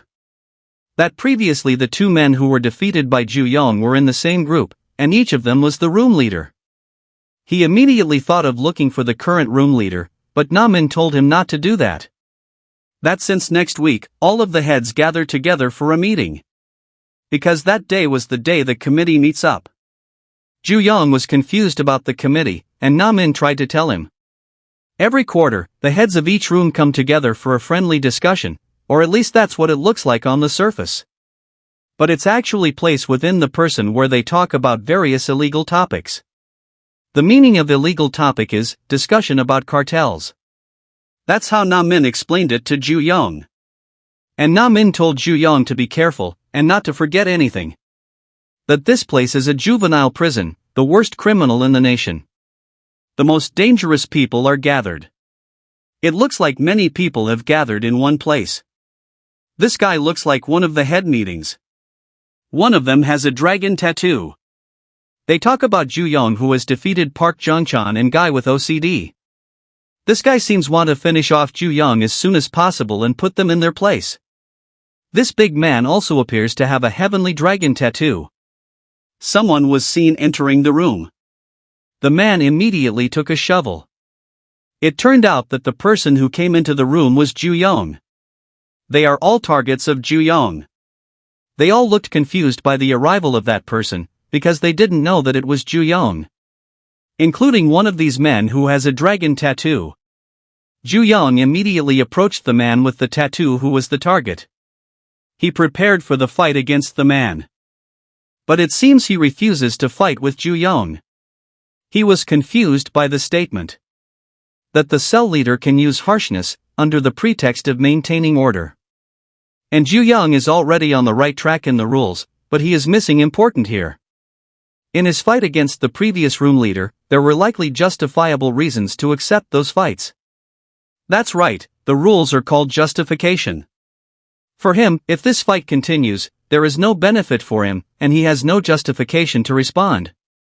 Despite that, if Ju Yong insists on swinging his fist recklessly and disturbing the order prison, then the other leader can't leave Ju Yong here safely. Ju Yong was already surrounded by leaders. He tried to stay calm here by not acting rashly, because otherwise it would endanger him. He will be calm, and control his anger here. If not, the chance of him getting out of this prison unscathed and let alone taking control of the place, become very slim. It was a reckless method, but trying to confirm it was a good idea. The man woke up and spoke to Ju Yong, that Ju Yong could not possibly reach him no matter what. He knows that Ju Yong is at hostile towards with the Heavenly Dragon group. He told Ju Yong not to do that, because it was a stupid thing to do when dealing with the Heavenly Dragon. They finally dispersed from there, and Ju Yong was safe from the incident. On the other side, it looks like someone is starting something. They will start the leaders' meeting. This meeting will be different because 3 of them is absent. They are absent because they are currently injured. He deeply regrets this incident. This man knows who caused the 3 people to be injured. All of that was because of Ju Yong's actions. Then now Ju Yong becomes new leader number 36. The people here think that the rumors are true, and do not match their expectations. Here he is thinking about something. That here there are 15 cell leaders gathered. At a glance, Ju Yong did not see any heavenly dragon tattoo at all. Except for this one guy, it looks like he has the tattoo. Then Ju Yong was given the opportunity to speak as the new leader. He also thinks that being a cell leader is totally useless. It seemed like he was waiting for something interesting here. One of them looked angry because of Ju Yong's words. This person also explained the importance of being a cell leader, namely that if there is income source coming in, it will be directly operated by the cell leader. It is also known as shop. A portion of the profits from these shops is handed over to the warden. But one person did not pay part of this quarter's tribute. That person is Park Do-won, a gambling den. While the discussion was going on, one of the leaders talked about a strange rumor going around. That all the high-stakes games in the gambling den, which are supposed to be based on trust and fairness. This person spoke about the fraud to Do-won. They also seem to be at odds with each other. Do-won denied that he had do fraud. And if that happened in his gambling den, Do-won would do something. Ju Yong listened carefully to him. He frees anyone to do anything to him, including defeat him. That night they continued the meeting between leaders. The next day, in another place they were busy playing cards. Here is a place called Gambling Den, Shop Location Auto Repair Shop Vocational Training Center. This person is named Ji Yunho, a gambling den dealer. He said about a very simple game, than a regular house. This is a game that different from any other type of game, a game called Simple Dice. He looks happy playing this game. It turns out that Ju Yong is enjoying the dice game at the gambling den. It seems like he has a plan in this dice game. Plan to make Do-won get out of the rules justification that restrains Ju Yong from fighting him. He was thinking of a good plan in this regard. A good plan for Do-won so that it can be successful. He remembered Do-won's words, to freely do whatever he want to him if there was any fraud. And Ju Yong will enter the gap that has been created. He will do anything to get close to Do-won. Yunho was shocked by Ju Yong's actions. He has found the gap, that inside the dice there is a magnet. Ju Yong has successfully uncovered the fraud in this gambling den. Under strict management and surveillance, the juvenile prison was supposed to function for the rehabilitation of young offenders. This was what the outside world thought of the prison. But after the appointment of Kwon Chang-sik, the 26th warden, the place turned into a crime hotspot.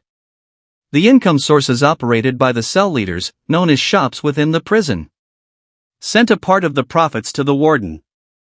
In return, the cell leaders received perks and freedoms far beyond those of regular convicts. That a criminal cartel was being created inside the juvenile detention prison. One of the shops here was gambling den. The prisoners were made to spend money here by playing dice. When the people involved are under pressure because they have run out of money, that's when they appear. They will give money to those in need, with the condition of the guarantee offered by that person. It seems like he's not playing around with his word. Then agreed with the person to lend him money in exchange for an unknown guarantee. Time goes back to when Ju Young uncovered the fraud in this place. Yunho was confused about what Ju Young meant by saying there was fraud in this dice game. He also proved that there is a magnet in this dice, so it messes the rules. Those who hear that also seem to be confused about this game, which smells like fraud. Ju Young also showed a small ball, which contained a magnet. Yunho still denies that it is not true. He argued that it was just a way to maintain the dice center of gravity. He also gave an example by bringing the magnet himself. Ju Young then brought the small ball closer to the iron magnet. Instead of sticking, the ball fell down. So the conclusion is that the ball does not contain iron or magnets. Then Yunho tried to invite Ju Young to play again. Do-won just watched them from afar. The game continued, but here Ju Young seemed to have suffered a loss that was detrimental to him. He was confused about this, even though in his analysis there was a 50% chance of winning. It seems like Ju Young has run out of money. He also tried to check his pockets, which turned out contain only a crumpled piece of paper. Suddenly there was a loud noise in that place. It turns out that someone was going berserk there, and denounced this dice game as a scam. He went on a rampage and wouldn't spend any more money on this. But suddenly someone stopped his behavior. He immediately hit the person's head hard. It turns out it was Do-won, and he asked for proof that this game was fake. That person can't give any proof, because he only uses feelings. Do-won seemed to forgive the man's actions even though he had done something chaotic without any evidence. The same thing Ju Young did before. He then released his grip on that man. He also told him not to cause any more trouble in the future and to play by the rules. They also looked calm while playing, when they heard Do-won's words. But Ju Young felt that there was still something wrong in this place. Back in cell, their Namin asked Ju Young about the gambling den. He also told that he had run out of money and did not find any fraud in the dice game. But not for Jaeam and Namin, they immediately took something out of their pockets. They both took one playing card and one Uno card. Their plan went according to plan, with the action carried out by Ju Young at that place. When the incident happened, Namin immediately stole the card there. Jaeam did the same thing. This plan was made by Namin, and they managed to get two types of materials for evidence. They immediately checked the two cards to see if there was any fraud. But right now there is something that is bothering Ju Young's mind. At the gambling den, it seems like something bad is happening. It looks like Do-won is doing something bad to that person, because he has spoken of fraud in his place. He really doesn't like that, and will give warnings for this. There, Yunho also apologized to Danhwa for letting Ju Young cause a fuss at the gambling den. He also explained that it was not Yunho's fault. Danhwa just asked Yunho to do his best for gambling den. But here he knows that in the future Ju Young will threaten the gambling den business and also himself. And inside the cell, it seems like they've found a little bit of a clue. Namin can see that Jaeam and Ju Young look confused. He also showed the back part of the card. In the regular circular pattern, there are two different sized circle. That it is a marked, all lay people also know, if they look at the back of the card, that this is a fraud. Finally Ju Young gets enough evidence to expose the gambling den fraud. In the future, if Ju Young causes trouble again, Do-won will punish him for it. This also applies to Ju Young, that soon he will reveal all of Do-won's rottenness. On the same day in a different place, prisoner Kim Jong-soo was finally released from juvenile prison. Suddenly he was greeted by a stranger. Jong-soo didn't know that man at all. Then that man talked about gambling to Jong-soo. He also remembered the gambling den, when Jong-soo had difficulty playing because he ran out of money, and Do-won gave him money. And they make an agreement regarding collateral. Collateral regarding Jong-soo's organs. He was surprised by that. There he was picked up by medical personnel.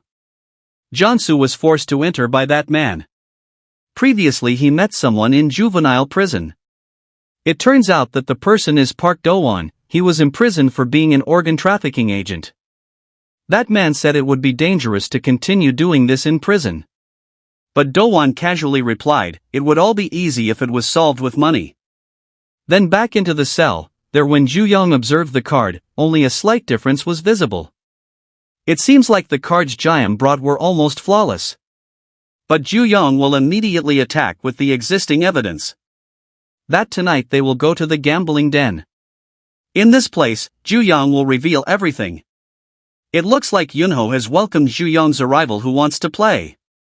He will play trump card, and Yunho will host the table. First start a game at the table, then in front of everyone, he expose how this place is rigged. But suddenly Ju-young was shocked when someone approached him. It turns out that person is Do-won. It seems like he wants to play cards with Ju-young. He was still confused and shocked by Do-won's arrival. It looks like he can't wait to start playing. At that moment, Do-won immediately spoke about Ju-young who was looking for members of the Heavenly Dragon. But he did not reveal whether it was actually true. But Do-won wants the truth answer when he wins this game with Ju-young. He didn't have a problem with that and accepted it. The prisoners seemed interested in watching their match since it was first time. But Do-won offered Ju-young what game he wanted. It seems he didn't choose the dice game. Ju-young will choose the trump card game. Yunho also explained the rules of the game to both parties. That in the game have to find the same number. If it is the same, then the player's turn can continue. But if miss, then opponent gets a turn. The key is to remember the position of the card already seen. Ju-young understands this, and it seems he has a plan. If Ju-young knows about the marked cards, then he will win, but if he doesn't know, then he will definitely lose. They also seemed enthusiastic about watching the match between gambling den operator Park Do-won against number 36 cell leader Cha Ju-young. Na-min and Jaeam think this is not a good plan. Their Ju-young seem to be paying attention to all the cards on the table. That the markings on the back of the cards are already gone. Na-min who saw this was surprised, because the marks were so small that he couldn't see them. Not that it was too small, but the markings on the card were completely gone. It looks like Ju-young will get into trouble with this. Do-won already knew about it. He praised the pattern on the card. That gambling den has used this card with high quality. Moreover, they have some more games for beginners. It seems like Do-won already knows all of Ju-young's plans. He knew that they had previously stolen cards from this place. Ju-young was finally confused about what steps to take next. Yunho will also start this game soon. They started to place our money. Do-won will start the round by placing a large money. It seems that Ju-young doesn't have much money. Yunho also explained that it would not be a problem if there was a collateral. He also gave that collateral to Ju-young. He told Ju-young to sign on the paper. It seems there is a price for every use. Ju-young, who saw the collateral, looked confused. The prisoners who saw the guarantee paper began to believe the rumors circulating. Do-won is still waiting for an answer from Ju-young. He also started to provoke Ju-young, who was considered afraid. Jaeam knows that there is a scam in the game, and Ju-young has no chance at all of winning. But Na-min wants Ju-young to quit this game, after knowing the contents of the collateral. Suddenly they were all shocked by what happened. Ju-young seemed to agree to it, and signed it. That he can play without money, if signed this collateral.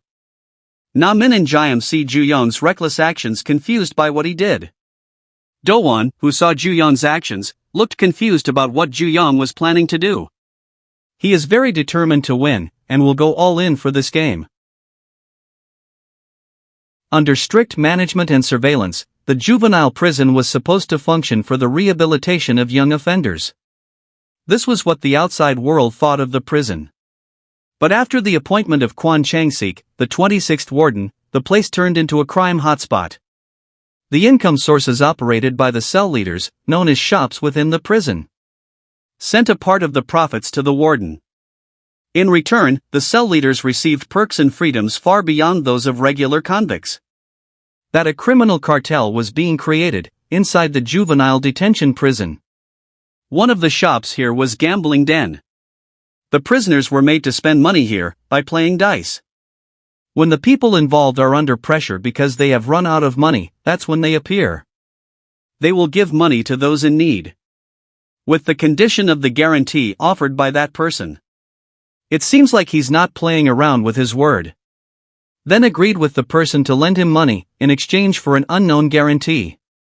Time goes back to when Ju Young uncovered the fraud in this place. Yunho was confused about what Ju Young meant by saying there was fraud in this dice game.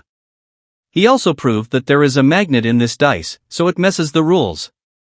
Those who hear that also seem to be confused about this game, which smells like fraud. Ju Young also showed a small ball, which contained a magnet. Yunho still denies that it is not true. He argued that it was just a way to maintain the dice center of gravity. He also gave an example by bringing the magnet himself. Ju Young then brought the small ball closer to the iron magnet. Instead of sticking, the ball fell down. So the conclusion is that the ball does not contain iron or magnets. Then Yunho tried to invite Ju Young to play again. Do-won just watched them from afar. The game continued, but here Ju Young seemed to have suffered a loss that was detrimental to him. He was confused about this, even though in his analysis there was a 50% chance of winning. It seems like Ju Young has run out of money. He also tried to check his pockets, which turned out contain only a crumpled piece of paper. Suddenly there was a loud noise in that place. It turns out that someone was going berserk there, and denounced this dice game as a scam. He went on a rampage and wouldn't spend any more money on this. But suddenly someone stopped his behavior. He immediately hit the person's head hard. It turns out it was Do-won, and he asked for proof that this game was fake. That person can't give any proof, because he only uses feelings. Do-won seemed to forgive the man's actions even though he had done something chaotic without any evidence. The same thing Ju Young did before. He then released his grip on that man. He also told him not to cause any more trouble in the future and to play by the rules. They also looked calm while playing, when they heard Do-won's words. But Ju Young felt that there was still something wrong in this place. Back in cell, their Namin asked Ju Young about the gambling den. He also told that he had run out of money and did not find any fraud in the dice game. But not for Jaeam and Namin, they immediately took something out of their pockets. They both took one playing card and one Uno card. Their plan went according to plan, with the action carried out by Ju Young at that place. When the incident happened, Namin immediately stole the card there. Jaeam did the same thing. This plan was made by Namin, and they managed to get two types of materials for evidence. They immediately checked the two cards to see if there was any fraud. But right now there is something that is bothering Ju Young's mind. At the gambling den, it seems like something bad is happening. It looks like Do-won is doing something bad to that person, because he has spoken of fraud in his place. He really doesn't like that, and will give warnings for this. There, Yunho also apologized to Danhwa for letting Ju Young cause a fuss at the gambling den. He also explained that it was not Yunho's fault. Danhwa just asked Yunho to do his best for gambling den. But here he knows that in the future Ju Young will threaten the gambling den business and also himself. And inside the cell, it seems like they've found a little bit of a clue. Namin can see that. Jaeam and Ju Young look confused. He also showed the back part of the card.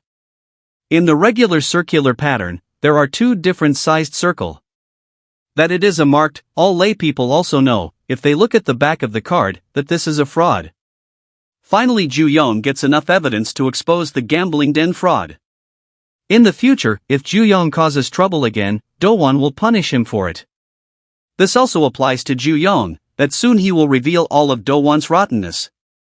On the same day in a different place, prisoner Kim Jong-soo was finally released from juvenile prison. Suddenly he was greeted by a stranger. Jong-soo didn't know that man at all. Then that man talked about gambling to Jong-soo. He also remembered the gambling den, when Jong-soo had difficulty playing because he ran out of money, and Do-won gave him money. And they make an agreement regarding collateral. Collateral regarding Jong-soo's organs. He was surprised by that. There he was picked up by medical personnel. Jong-soo was forced to enter by that man. Previously he met someone in juvenile prison. It turns out that the person is Park Do-won. He was imprisoned for being an organ trafficking agent. That man said it would be dangerous to continue doing this in prison.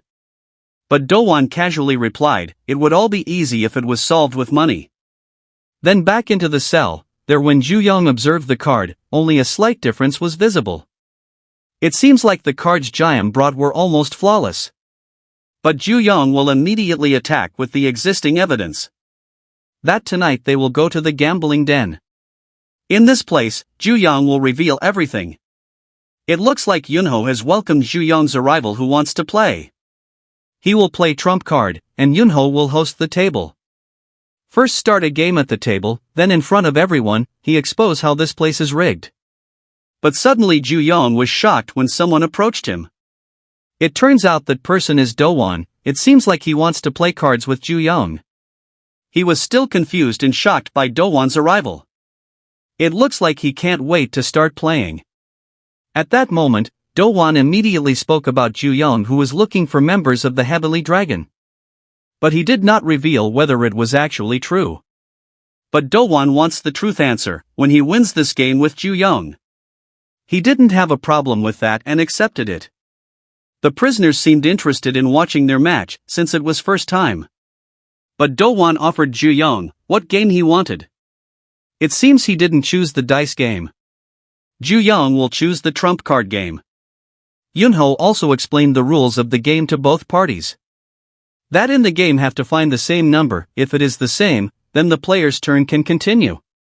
But if miss, then opponent gets a turn. The key is to remember the position of the card already seen. Ju Young understands this, and it seems he has a plan. If Ju Young knows about the marked cards, then he will win. But if he doesn't know, then he will definitely lose. They also seemed enthusiastic about watching the match between gambling den operator Park Do-won against number 36 cell leader Cha Ju Young. Na Min and Jaeam think this is not a good plan. Their Ju Young seem to be paying attention to all the cards on the table. That the markings on the back of the cards are already gone. Na Min who saw this was surprised, because the marks were so small that he couldn't see them. Not that it was too small, but the markings on the card were completely gone. It looks like Ju Young will get into trouble with this. Do-won already knew about it. He praised the pattern on the card. That gambling den has used this card with high quality. Moreover, they have some more games for beginners. It seems like Do-won already knows all of Ju Young's plans. He knew that they had previously stolen cards from this place. Ju Young was finally confused about what steps to take next. Yunho will also start this game soon. They started to place our money. Do-won will start the round by placing a large money. It seems that Ju Young doesn't have much money. Yunho also explained that it would not be a problem if there was a collateral. He also gave that collateral to Ju Young. He told Ju Young to sign on the paper. It seems there is a price for every use. Ju Young, who saw the collateral, looked confused. The prisoners who saw the guarantee paper began to believe the rumors circulating. Do-won is still waiting for an answer from Ju Young. He also started to provoke Ju Young, who was considered afraid. Jaeam knows that there is a scam in the game, and Ju Young has no chance at all of winning. But Na Min wants Ju Young to quit this game, after knowing the contents of the collateral. Suddenly they were all shocked by what happened. Ju Young seemed to agree to it, and signed it. That he can play without money, if signed this collateral. Na Min and Jaeam see Ju Young's reckless actions, confused by what he did. Do-won, who saw Ju-young's actions, looked confused about what Ju-young was planning to do. He is very determined to win, and will go all in for this game. Everyone in that place seems silent. But not Do-won, he seems to be enjoying this game that's about to start. They both still seem surprised by Ju-young's decision, with its high risk. They also tried to read what was on Ju-young's mind at the moment. Yunho immediately started this card game, with the goal of matching the same card number. Then the game starts with Ju-young's turn. He started to open the card of his choice. He got the number 8 Tempeh card. And number 9 Red Love card. The number difference when Ju-young chose, and now it was Do-won's turn. He also got the number 9 Black Curly card. Ju-young was surprised by Do-won's second turn. It turned out, he easily got the number 9 Red Love card, and it was the same number. Do-won gets a card with the same number on his first turn. They assumed that was good luck for Do-won. Because of that, he got a second turn. In this second turn, Do-won gets a different card number. For Do-won this is not luck, he tries to arrange the cards in advance with the dealer, and playing game with his memory. There will be no physical evidence or fraud found, it's a very simple and complete scam. Sitting there quietly without knowing anything, and helplessly getting everything taken away. For him, the people trapped here are very pathetic. In the past his father was a hard worker. Because of this, little Do-won really likes his father who is a hard worker and makes a lot of money. He really respected his father hard worker at that time. A man with the most trustworthy back in the world. Day by day Do-won found out that his father did not work for the company. But he is a maniac gambler. He has been making money from gambling. Because of that, Do-won will not follow in his father's footsteps. That he was going to cheat in this game, it looked like he had gotten a card with the same number. Meanwhile Ju-young still hasn't gotten any cards with the same number. They think that this game has ended with Do-won winning. Suddenly Ju-young wanted to show something to Do-won. That this game was a scam, he immediately drew a card. It looks like both cards are the same. Both cards are queens. Finally Ju-young got the same card. When Ju-young gets another turn, he draws the same card again. When have the second turn to get the same card, then it is no longer a luck. They all looked confused, and how many cards did he match? Ju-young continued the turn, he didn't make any mistakes at all. Until the 14th card is drawn. Looks like he will finish this game soon. Here Do-won looks confused, because only he and the dealer were aware about the card placement. He looked at Yunho, that he was the dealer. The previous day, when Yunho finished the event, he saw a mess of paper there. He immediately took it and opened it. He knew that the paper belonged to Ju-young who had dropped it during yesterday's game. When Yunho opened it, it said behind the toilet. Turns out Ju-young called Yunho to be here. He immediately confirmed that there was a trick in their game. But he still denied that statement. Yunho also looked surprised when Ju-young told him the regular card was one with no markings. Ju-young can save Yunho now, as an offer. That currently Yunho is working at a gambling den to pay his debt to Do-won. With the same collateral in return for the money. Ju-young will pay back everything, on the condition that Yunho helps him. But Yunho still doesn't trust Ju-young, and what if something fails? Ju-young knows that Yunho has a large amount of debt, and that wouldn't be enough if Yunho was out of prison. Otherwise bad things will happen, and that's 1 week left. It looks like Yunho agrees, and what does Ju-young want to do? Just lying down and throwing the dice in front of everyone that watching. Then expose the truth of fraudulent gambling. Ju-young looks like he has finished the card game. Do-won who saw his action could only be silent and shocked. Ju-young also explained the method, namely memorizing the entire card layout by working with the dealer. Those who heard Ju-young's words wondered. The dealer, Yunho himself said, that all the games at Gambling Den were scams. All of them who heard this seemed silent. Yunho himself will reveal everything, the method of all games.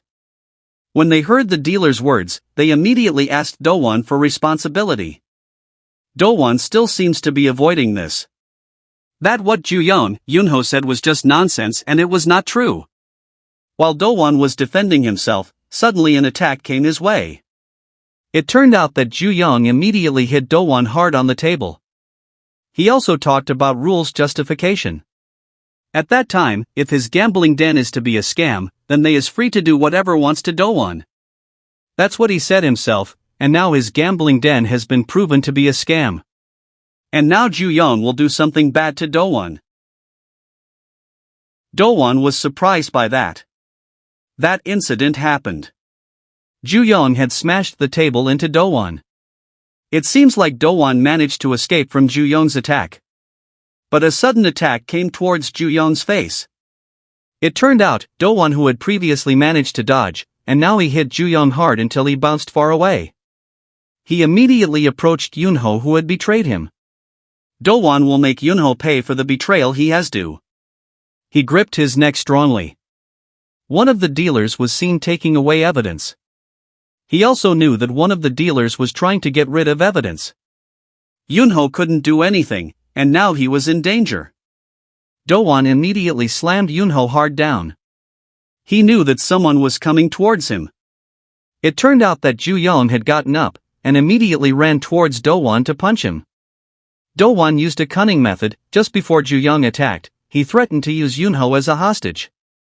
Not long after, he immediately jumped. When Ju-young tried to protect Yunho, Do-won suddenly kicked him hard. After knocking Ju-young away, Do-won immediately launched another punch. He continued to hit Ju-young brutally, forcing him into a corner. Those who saw this could only be silent and shocked. But it turns out that what Do-won did was Yunho. Suddenly, a sudden attack in the form of a kick was seen approaching Do-won from behind. Ju-young's hard kick managed to send Do-won flying far forward. He managed to launch a crushing kick and put him ahead. Do-won was lying on the floor, unable to move because he was hit by a strong kick. But he must still get up and fight. It turns out that danger is still approaching Ju-young. Do-won again launched his right punch hard.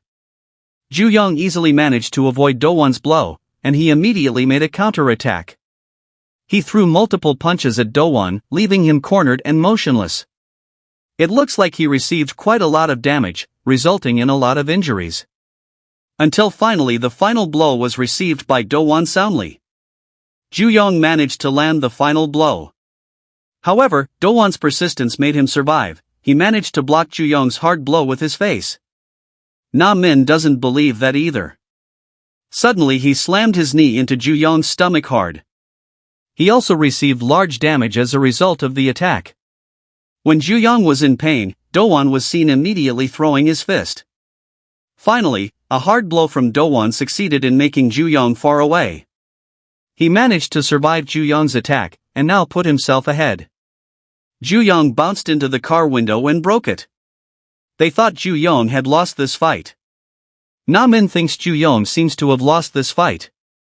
Do-won explained to them that this was an incident often happened, so what happened was just a rumor. And they can resume activities as usual. But it seems like Ju-young still hasn't given up. He can still get up, and Ju-young still hasn't lost. Na-min who saw it was immediately shocked. Ju-young wants to continue the game again, because this game is not finished yet. Do-won doesn't understand Ju-young's words. Do-won seemed to look panicked and shocked when he saw Ju-young. Ju-young, with a face full of wounds, was still able to get up, and now he will continue the fight. It looked like they were all very surprised. Yunho, who was injured, was grateful that Ju-young could get up. Do-won, who saw Ju-young seriously injured, was still able to stand, amazed by Ju-young's strength. He immediately took the dice to prepare attack. But Ju-young managed to avoid his punch. He immediately grabbed Do-won's hand tightly. After that, he dropped him down, while twisting Do-won's hand. He couldn't move about it either. After slamming him onto the table, Ju-young launched a series of punches at Do-won. He immediately ran out of stamina because of that. But he still didn't give up. He wouldn't just give up. Just like the rolling of the dice. His plans seemed to have disappeared. For Ju-young, Do-won's determination is very strong, just like him, and has a thorough plan. However, luck is not always on anyone's side. He was angry and didn't want to hear Ju-young's chatter. Ju-young powerfully threw a punch with his right hand towards Do-won. He also seemed to have suffered big damage from the attack. They all seemed to be crowding around the scene of the fight. Do-won, with wounds and a scared face, tried to run away because he had given up fighting. What he had to do now was run away as quickly as possible, because he had managed to throw away all the evidence. Suddenly his way was blocked by someone. It turns out that the one blocking Do-won's run is Jaehyum. He immediately hit him with the bag, along with the contents of the evidence of Do-won's guilt. Finally, they all realized that this game was a scam. The dealer who took the evidence away was seen lying down. Jaehyum manages to stop him, and proves everything that this is fraud. Jaehyum's actions are very useful in this regard. They all looked confused, because their money had run out of this game. This is his money. Do-won will not give his money to anyone. The money he earned through his own efforts. Looks like this isn't over yet. Ju-young spills oil on Do-won. They didn't know what he was going to do.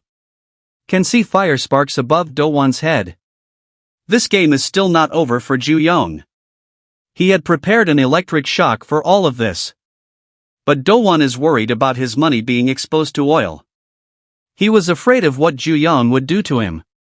If even the smallest spark hits the oil, Do-won could be in danger. Ju-young will teach Do-won a lesson for what he has done so far. Na-min and Jaehyum can only listen to Ju-young's words. But an unexpected incident happened. It looks like Do-won has fainted from fear. Finally the fight was won by Ju-young, and the gambling den game was over. Wow! What is this? There was such a gorgeous girl at our school? That's Song Yunha from the first year. She looks even prettier in person. Why would a goddess like her come to this dull second-year floor? Who could she come here to see? Appa, why haven't you replied? Sorry. Is something wrong? You haven't even checked it yet, have you? I got a lot gift vouchers for my birthday last year. It's hard to use them all by myself. Can you help me out a little? I already have plans with Daeun today. I'll help you out next time, sorry Yunha. Yunha then fell silent and didn't say a word. You've been struggling a lot on your own, haven't you? And, you must have felt really lonely, right? I understand too. That feeling of being left alone in the world. You're not alone, Appa. You have me. Yunha, what do you want? But you never replied to any of my letters, did you? I had my reasons. Is something wrong? You're just the same as always. Waiting for you. Hey, Appa. Manager Kim, you haven't eaten yet, right? I heard they're handing out lunchboxes. Let's hurry up and go. I'm so hungry I could die. Oh right. The lunchboxes. It's been ages since we had one. It was great seeing you again, Appa. Yeah, same here. Let's meet outside, in 3 years. She looks happy when she heard that. I will come back next week again.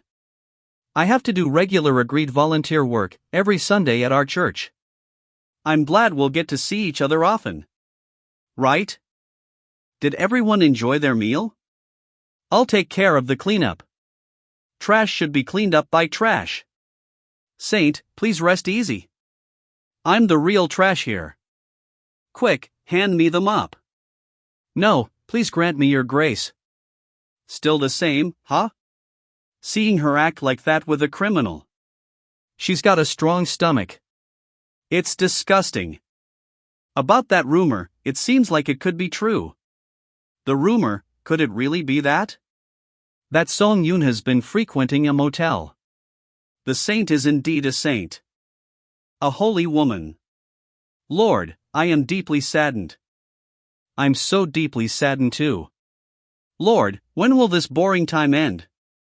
Friend, the Lord isn't here.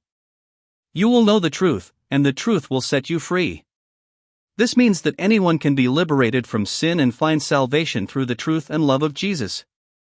Just for today, you all are free. So, shall we all shake it together? Saint. The saint is dancing. I'm dying over here. Hey, should we pretend to go to the bathroom and sneak into the waiting room? What are we going to do there? You'll find out when we go, idiot. Great job, everyone. I can't hear anything over the cheering, sister. Let's pray. Feels like a military performance. Kim Minji is wearing pink. Don't touch me, you crazy. Oh wow. Pink? Of course. Let's see what the colors look like in other places. I can see it.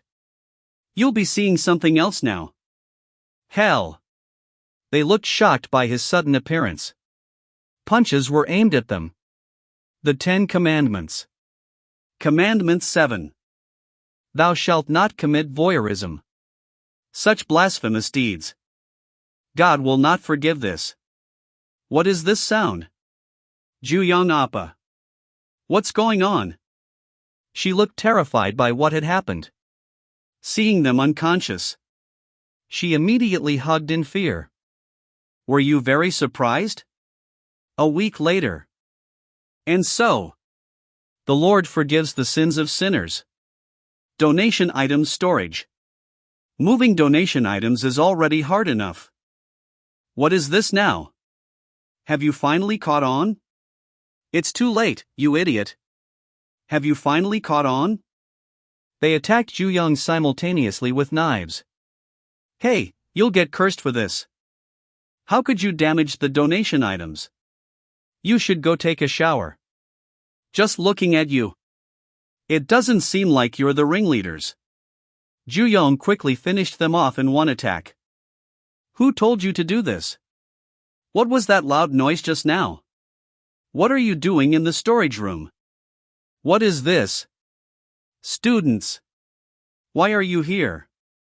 Are you saying something terrible has happened to you? That person looked shocked by Yunha's words. That person did it. It looks like she's slandering Juyong. 500,000 won. You're giving it in cash, right? Of course this guy has lots of money. You look even prettier without makeup. I should be thankful to the heavens. Should I explain it to you? Come here and sit down. You? Who are you? An illegal meeting. And it's with the churches. Pastor? Are you threatening me right now? You little punk, acting all tough. Our church elder is at the police station. Will that be alright? Even if such a video of a cult church. Pastors spreads widely. That's the one thing. Don't worry, Pastor. We'll do the settlement for a reasonable amount. On behalf of the heavens. 7199 Cha Juyong, 10 days in solitary confinement. Hey, you. Do you do things like that during the visit of outsiders? I already know that you are receiving special treatment from the chief. However, this time, since it's a matter involving an outsider, solitary confinement is unavoidable. Even that CCTV is being monitored by the Ministry of Justice, so I definitely can't let you out of here. Just understand that. To do such a terrible thing in a place like prison. That person did that. Yunha, why on earth did she do such a thing? In the afternoon volunteer day at the church? In the prison parking lot? It seems that it is also the will of God that we meet again like this. It's been a while, Sister Yunha. I've heard this place is corrupt, but is it really okay for an inmate to be wandering around like this? The wardens here pay the chief a monthly fee, which guarantees them a certain level of freedom, so there's nothing to worry about. Even if that wasn't the case, being with you, sister, would worth every sacrifice. Being here reminds me of those times. The time when we conducted heretical trials together. Although the methods were a bit crude. Namgung Joseph special assault and 12 counts of intimidation. You have always been my reliable supporter. That's why I asked you for help with this matter. Judge Cha Ju-young. No matter how much I think about it, I just don't understand. From the circumstances, it seems like someone tried to set a trap for me. The ones who were trying to threaten me. A fake to buy time. The real goal was to use Yunha to frame me for the attempt of sexual assault. What? That person did it? That person saved me. At the last moment, she changed her mind. Those people over there knocked me down and tried to drag me away to assault me. That person saved me. For now, gather everyone out. Yunha, who on earth did I get used by in that situation? And for what reason did she change her mind at the very last moment and save me? Excuse me, officer. I have a request. What is it? It can't be anything noticeable because of the CCTV. I understand. I'd like you to call someone for me. Sister Yunha, the first day you visited the prison last week. Hiding behind someone else to avoid me, I realized it when I saw you. You have already been captivated by the heretics. That's why I gave you an opportunity. So you could directly judge the heretics with your own hands. But why didn't you do it? The judgment you speak of, Joseph, can we please that stop now? I've done everything you asked even outside the prison, have you forgotten? That I still have those videos in my hands? You've done well up until now, right? All you have to do is continue helping me like you have always done. Then your mother. I'm going to report you. You've committed crimes. Outside that, it seems you've become far more depraved than I expected. Heretic. Don't worry, I'll purify you. This very moment. You can scream as much as you want. Because right now, there's no one around. It's just the two, got it? Can see the bus door moving. He immediately knew that someone had come. She saw who it was. It looks like Cha Ju-young is coming. How did you get here? Getting out of your solitary confinement. Could you wait a moment, please? She couldn't believe it was Ju-young who had come. I still have something I need to finish. Do as you please. I'll also start doing what I need to do right now. Previously, I was hoping if you could call someone for me. Are you getting a private room? I'm jealous. It looks cozy. I want to go there too. I didn't call you here to joke around. You said before that you would help me. So let's join hands. Prove it. Show me how you can help me. Tell me. What do I need to help you with? Everything. Ju-young Appa. Get away from Yunha. Right now. Oh, please don't misunderstand. This is just a religious activity. Hey. I said back off. I told you already. It's just a religious activity, alright? It's difficult for heretics to understand. Ju-young immediately attacked Joseph with his hand without hesitation. Joseph was hit hard by Ju-young. He suffered significant damage. What you did to Yunha is a crime deserving of being torn apart. Ju-young continued to launch blows without mercy. He kept attacking without giving any chances. But he seemed to be standing still and not falling. That's quite a good punch. This is the first time I've seen a punch that targets only the vital points so accurately. Who did you learn it from? None of your fucking business. He attacked again and kicked him in the ribs. I did not learn my skills from humans. What I possess solely has been granted to me by God. Yunha looks worried about Ju-young. Only a blessed body. Heavy blows were launched. Yunha was terrified when she saw Ju-young take a heavy hit. I am the angel of God, tasked with judging heretics. Isn't that true? Sister Yunha. Scene back to the past. Right now, we are forced to live apart because of debt. But someday, please allow us to live together with Mom. Tio think that I'm living apart from my mom because of the debt my father left behind. So, is Mom paying off the debt alone? That's really impressive. We'll pray for Yuna too. Thank you, everyone. Joseph is already planning something there. Sister Song Yunha? Who? I am Namgung Joseph, and I participated in the Bible camp last week. I happened to overhear the unfortunate circumstances of Sister Yunha. I think I can help you solve this. There is a quick way to pay off the debt. What is it? It is truly a gracious act to judge heretics. Surely. It will suit your aptitudes. The heretic who has lured Sister Yunha. He easily lifted Ju Young to start doing something. I will judge you. Joseph prepared to hit Ju Young. But suddenly, someone hit him from behind. He was hit in the back of the head. Stop it. Yunha told Joseph to stop this. But he didn't seem to care. This is all, because of you, Cha Ju Young. He was thrown hard backward. He was thrown so hard that the bus window shattered. She couldn't do anything. This is completely, you've fallen from grace. But don't worry. I will now purify you. But suddenly, he felt strange all over his body. Suddenly. My body isn't listening. And suddenly he coughed up blood. A lot of blood came out of Joseph. What the hell is happening? You said it yourself.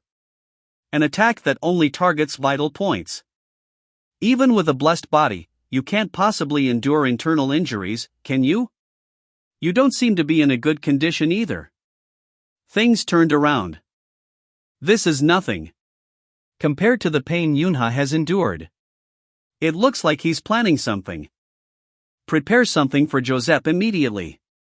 I've decided that people like you, who commit sexual crimes, should be punished physically and chemically.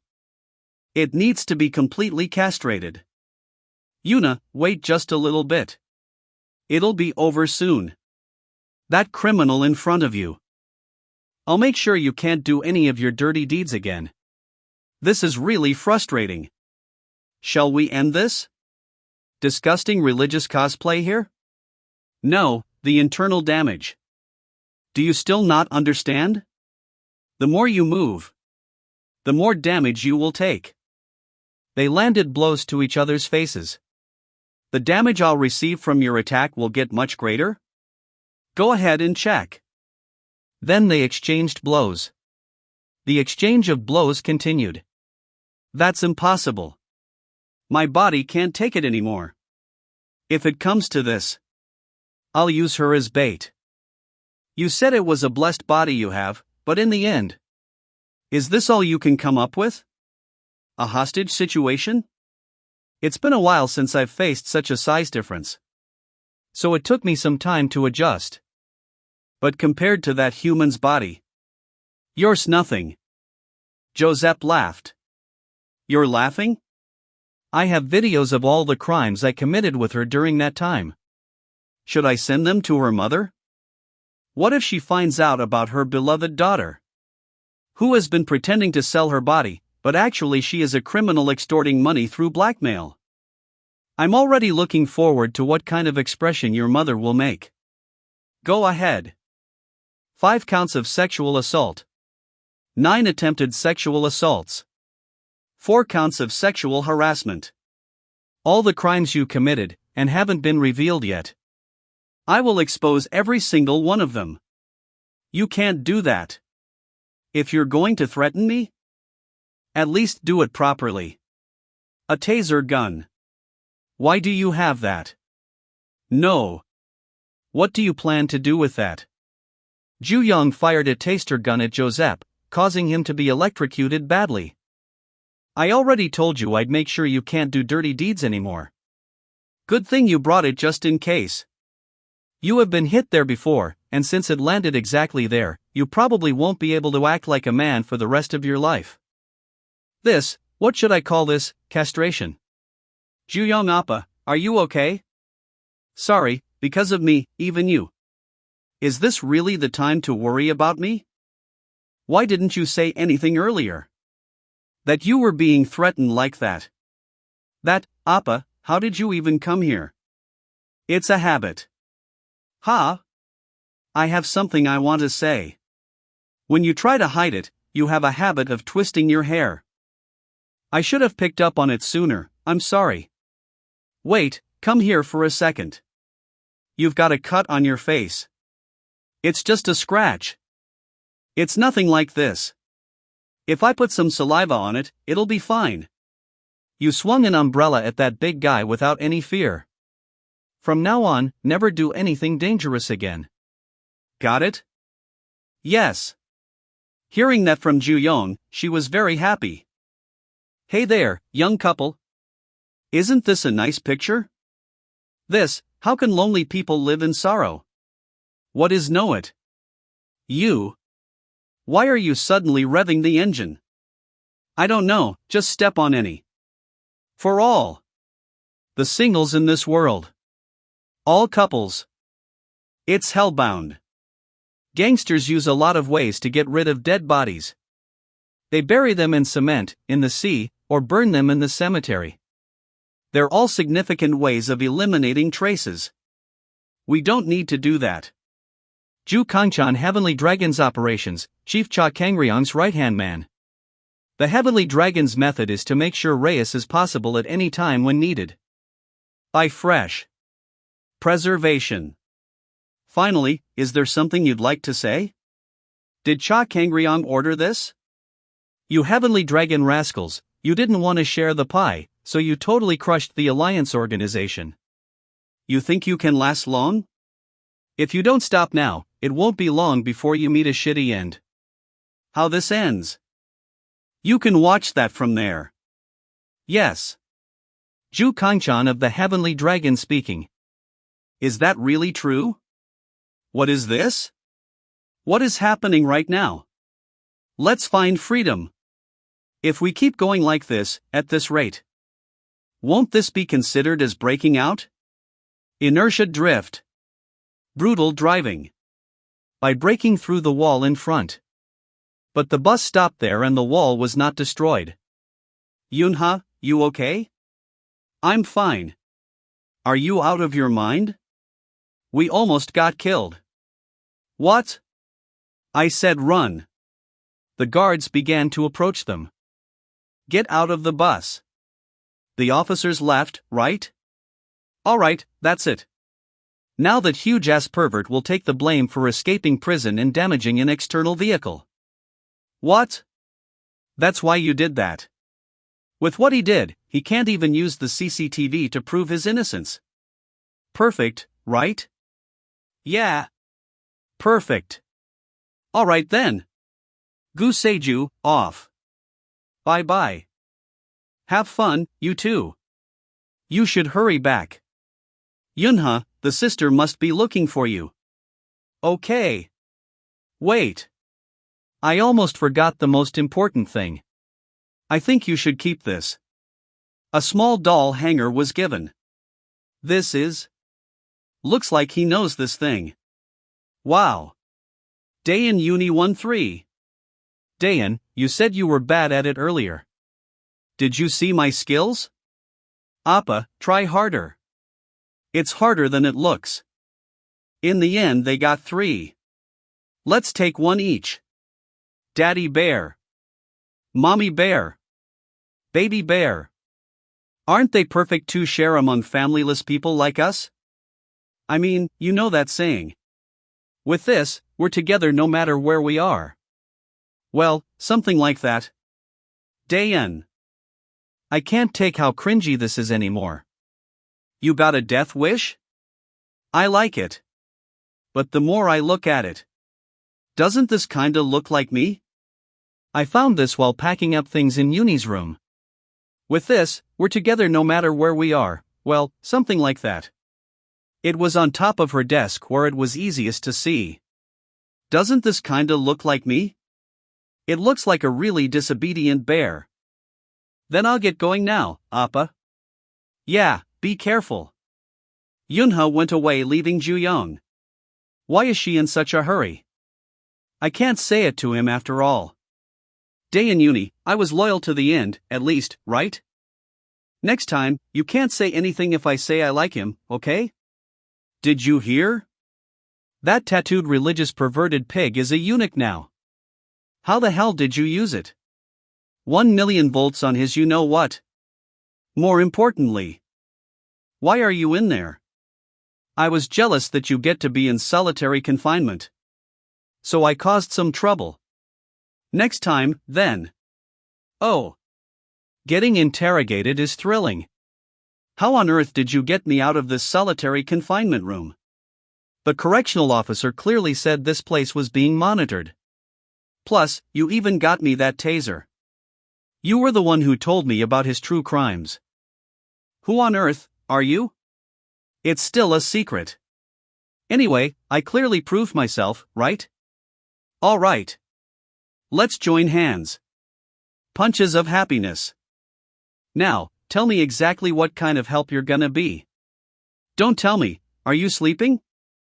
Silent for a moment in the cell. Juyun looked outside with high ambition. That he would avenge all the actions that happened. I thought I'd die while driving. What's the deal with Orabioni? Why did he? Yu Haiwan Heavenly Dragon Scouter, Cha Kangryong's close associate. Have to build his annex in these woods? Heavenly Pavilion Cha Kangryong's annex. He's number 2 in the Heavenly Dragon. He could just get a fancy building in the middle of downtown. Anyway, he's got quite a peculiar taste. You called me Orabiani. I stepped it up to 300 just to see you. Oh my. I'm sorry. You were training, huh? We just finished. Did you have any trouble on your way here? The mountain air is so fresh I loved it. I'm glad to hear that.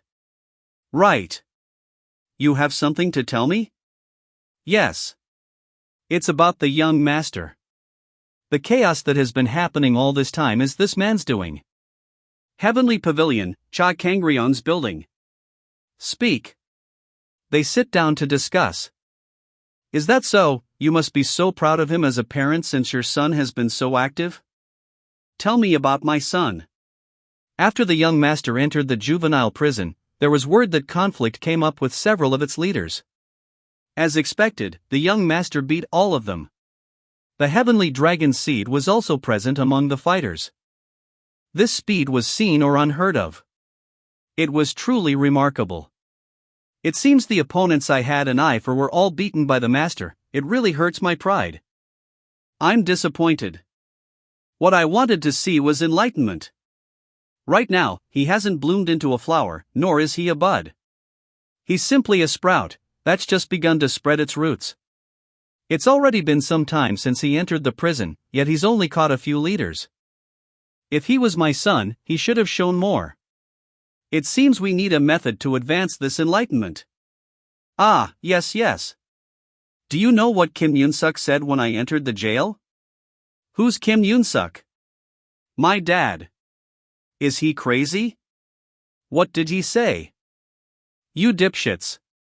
Become a person after you've been beaten. Ha! That's what my mom said. My uncle, too. Upon coming here, I found out that this place turned ordinary waste into nuclear waste. Well, only if the warden isn't bribed with money. I've even picked up cigs from here too. Since there's no way of helping this dump site, should I just burn it all to the ground? This is a fucked life already. I should at least make a name for myself as a lunatic in this world. To burn everything without any evidence, don't you think my father would say that's the way to become a human? Do it then. Burn it. I'm telling you to do it. Choi Yun-teek. Building 5, 37th cell leader. It's a joke we'd be fucked if we light a fire. Whenever I see arrogant guys like you, it pisses me off. This is how you punish people. Teacher. Your trap keeps yapping this and that. Please don't step out of line. It really pisses me off. Choi Yun-teek, crimes for obstruction of justice and bodily harm. Leader. Earlier, I mentioned a guy called Cha Ju-young. Just when I left him to do what he wanted. He keeps overstepping. Worship him. For he has returned. Ju-young Nim has returned once again. Cut the shit, guys. You look better. Same goes for you. Nothing happened while I was gone, right? Yeah. I'd been caring for them all well. First time I've seen him. Oh. A freshie arrived recently. He's kind of skinny, but he's not a bad guy. A freshie. Room 36.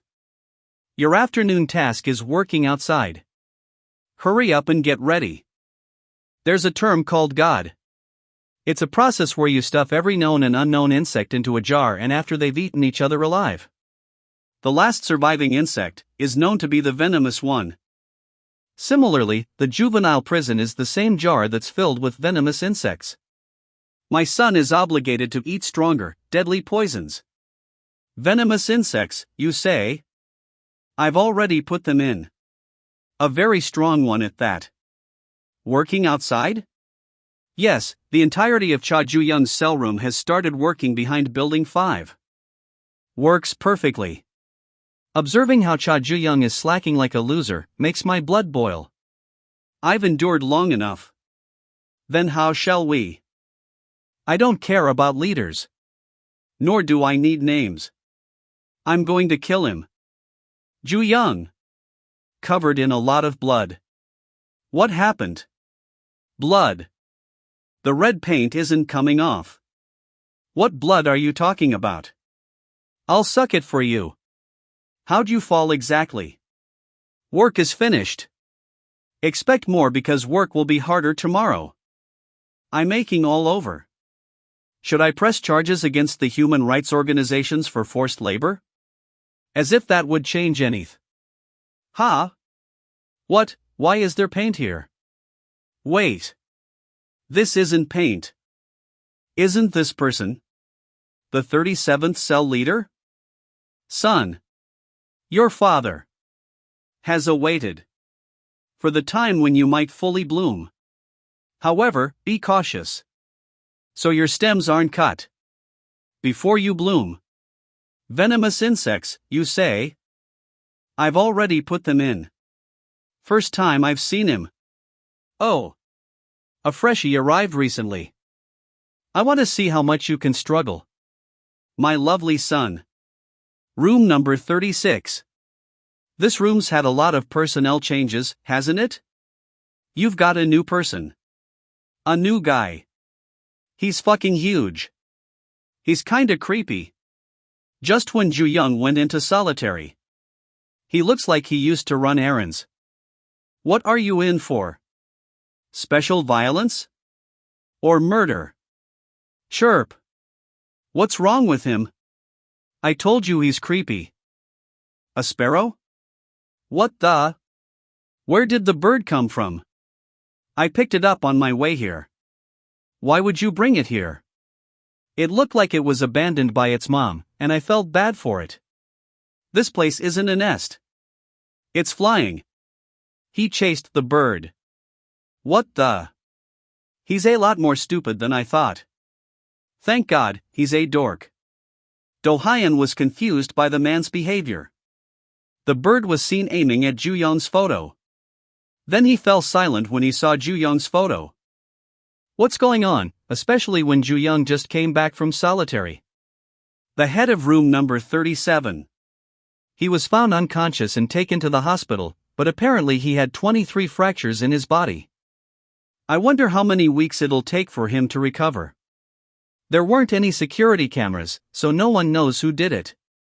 I wonder who in the world did that. Looked at the new man. It's suspicious. While we were painting the prison walls. It may have only been for a moment, but there was a moment when I didn't see the guy. And what was splattered on his shoes when he came back? Wasn't paint. The scars on his body could be traces of the fight back then. What are you still doing here? Oh, I was just thinking about something. I've got something to tell you. What? Newbie. You're covered with bruises and scars. Are you part of some gang? What were you doing before you came here? These are from getting beat up by my father. Fell silent when he heard that from his father. PE is 5th period. I should borrow a PE uniform. I grew so fucking much that I can't fit into anything. Whoa. What's that? What's what? Oh, Cha Ju-young. He's been known in this neighborhood for a very long time. For getting beat up by his father, who's a part of the gang. What the, really? Why wasn't he reported? It's too scary. Do you think you could do it? I feel so bad for him. Oh, this grew a bit. I think I grew about 1 cm since I came to juvie. Wash up. We have less than a minute. Someone let me borrow their towel. Do you have shampoo? Hear this. Is this pity? Do you think I look like I can pity someone? Especially when you and I have had equally pitiful lives. Come on out when you are done. I have a question. Where did everyone else go? I told them to leave first. Why? Don't you think it's strange? The scars on your body and the scars on my body are the exact same. They both seemed speechless when they learned what might be the truth. That's. Suddenly, Ju-young threw his hand out. He quickly choked his and pushed her against the wall. He was cornered against the wall, unable to move. There's no way it's a coincidence. No matter how I see it, those scars are done by him. You don't have any tattoos, so I didn't recognize you.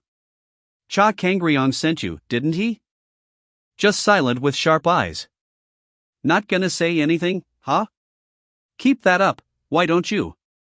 Very soon. You're gonna spill everything. I brought them, Orabioni. Cute boys tons. I only picked out ownerless goods who could easily be called budding talents. But of course, the heavenly dragon has no idea about this.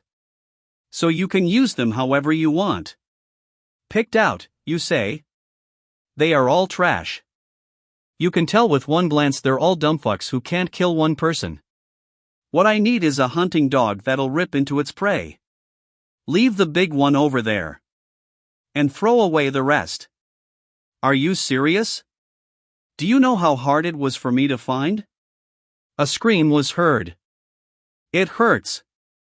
Get away, you crazy bastard. The boy had sharp and cold eyes. There's one. A guy with the eyes of a wild dog. From now, call me father. Cha Kangryong sent you, didn't he? So you won't talk? Okay. Let's see how long you last. A little later, you'll spit it all out yourself. I'm his hunting dog. His. I was doubtful since you didn't have a tattoo. Don't tell me. You're not even a part of Heavenly Dragon, and Cha Kangryong personally keeps you by his side? Speak. Why did he put you in the same room as me? Why did you take out the cell leader who was after me? You had countless chances to attack me, so why did you just keep watching? Tell me the reason Cha Kangryong sent you here. Still silent and not answering Ju-young's question. So, you're not going to open your mouth, huh? Ju-young choked him until he cornered him. Then he pushed him until he was dragged to the side. He continued pushing him until he bumped into another locker. Right now. All I have in my mind is how he beat me up my whole life, so I feel real shitty. Speak. Kept choking him to make him want to talk. Speak. He passed out. He had all the chances to attack me back. So why didn't he resist me at all? What is this guy? No. What is Cha Kangryong after exactly? Finally he woke up. Stop giving them breadcrumbs. It's so noisy. I'm gonna lose my mind. This is weird. I've been observing him for days since that day, but I didn't notice him doing anything particularly suspicious. An unexpected incident occurred.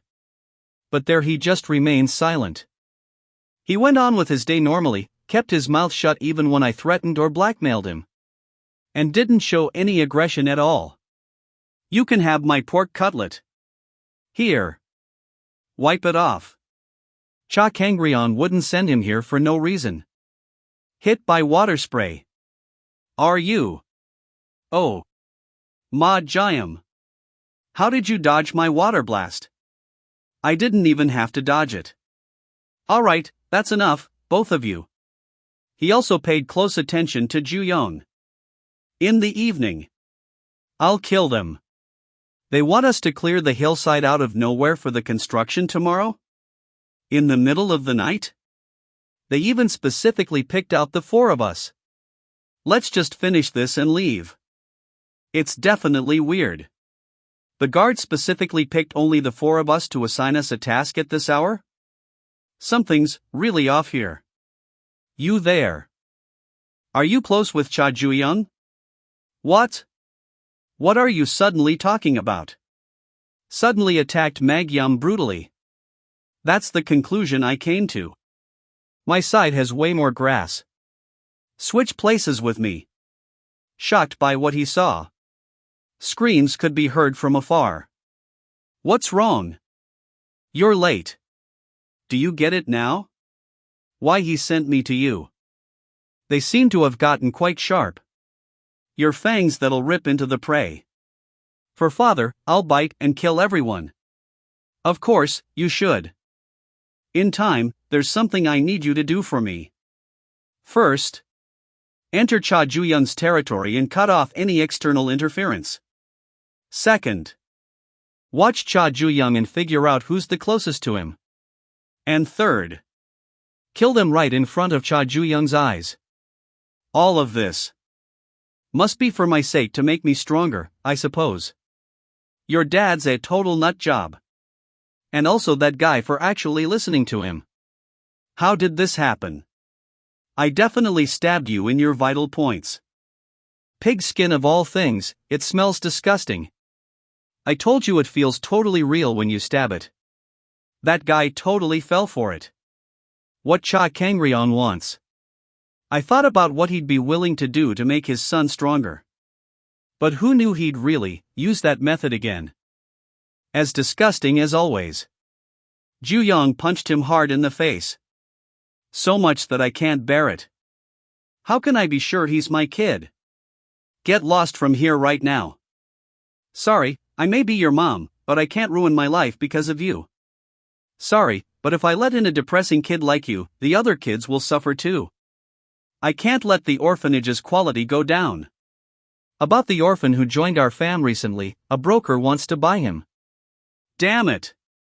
I brought him because he seemed to be fine. But he's too scrawny. No one's buying him. It'd be kind of a mess if we kill him now, so handing him over to the Koreans might be. Only after I was abandoned for the last time. He's running. Did he remove the chain with his bare hands? I made up my mind. As long as someone won't abandon me, I'll do anything. That kid was running around like an abandoned dog. And I picked him up and took him to Orabioni. His blind loyalty towards Hyungnim must be because he's desperate to not be abandoned again. It makes for a pretty interesting picture. The duel between the two kids, Cha Kangreon of the Heavenly Dragon. Raised himself. You guys go back first, and bring a guard. Do you want us to ask for help? Why? The 3 of us can just kill him right here. No. This situation is the prison warden's doing as a result of Cha Kangreon's orders. No matter what happens here, he must be ready to bury it. So tell the guard to come here and get rid of a corpse. As the enforcer of Heavenly Dragon, who do you think will win? Their common factor is that Big Hyungnim raised and taught them himself. A fight broke out between them. They kept their distance from each other. Then they exchanged kicks. They also exchanged punches. It appeared the two were still exchanging blows. The fight also appeared to be evenly matched. The attacks continued between them. At first, Their fighting style is identical. Will probably shock them both. So, who will win? It's totally identical. Ju Young was also hit head-on. Nope. Not at all. He began twisting his opponent's arm. Having the same teacher doesn't guarantee to have the same skill level. He took a hard blow to the face. It seemed he still hadn't given up. As expected. You did a great job learning. None of your techniques worked, so now you're trying to overpower me with strength? It's pointless. Suddenly something strange happened. It looked like he was biting Ju Young's finger. Ju Young immediately kicked him forward hard. Technique. Strength. I don't care how I do it. I'm simply going to follow father's orders. And kill you. Don't you dare mention that jerk in front of me. Unless you want an excruciating death. Sprawled on the ground from a Ju Young kick. Looks like he lost the fight. Right? No matter what, there's no way that the orphan will win against the young master, right? No, that only holds true if we're talking about fighting bare-handed. If he gets his hands on something, the outcome won't be the same. One day, father said this to me. You've got a talent for weapons, so lift a knife. All the wounds on my body. Slash without hesitation. Father carved them as he taught me how to use a blade. How strong you are. Why you're here in this place. The fact that you're father's real son. I don't care about any of that. Looks like he's overwhelmed by it. Just as father wills. I told you. Don't mention that jerk in front of me, unless you want an excruciating death. 4 times. You spitted out the word father a total of 4 times. I'm his real son. You think he didn't teach me how to wield a blade? Great. I have the perfect one. A saw brutally cuts everything into pieces, grinding through it, whether it's family, muscles, tendons, nerves, blood vessels, and even bones. Today, a fight with weapons will occur. You're gonna get chopped into 4 pieces. Japan's greatest swordsman, Miyamoto Musashi. In over 60 duels, he won using the swordsmanship called Ichiryu. Ichiryu, with its overwhelming power to kill, became an object of great terror for countless swordsmen. And they are now having a weapon duel like samurai fighters.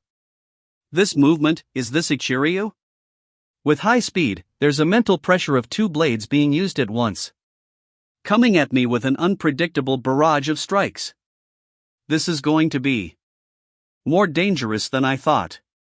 A gap was found. But Ju Young quickly managed to anticipate it. A saw is nothing but an industrial tool for cutting down trees. For hundreds and thousands of years. This swordsmanship that's been passed down to the swordsman is impossible to replicate with a mere saw. I've been practicing this. The attack was finally grounded. Since I was very young. With these 2 swords father gave me. Brachial artery, carotid artery. Heart, radial, subclavian artery. If you stab them properly, the person loses consciousness within minutes. They're vital points that can kill. But because your opponent's a human and not a doll, they'll resist and strike back. Hitting their vital points in an actual fight is close to impossible. What you need is to lower the chances of your opponent's survival with repeated strikes. Don't have the slightest bit of hesitation to take your opponent's life. The end result of a hunting dog who can't do his job right is abandonment. Remember that. That's it for today. Tomorrow's test day, so rest now. Isn't your stomach growling way too loud? You're him, right? The new kid father took in. I made this for you. Wanna eat together? I don't know about other stuff, but I'm super good at making kimchi fried rice.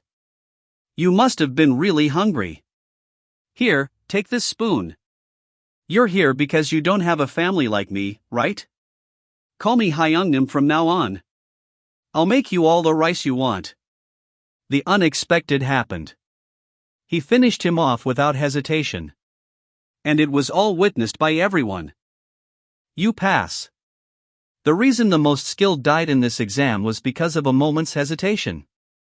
Only the firmly ruthless guy can become a hunting dog. Here from this moment onwards. Those two swords are your fangs. My father, mother, orphanage, even the runaway fam I was with abandoned me.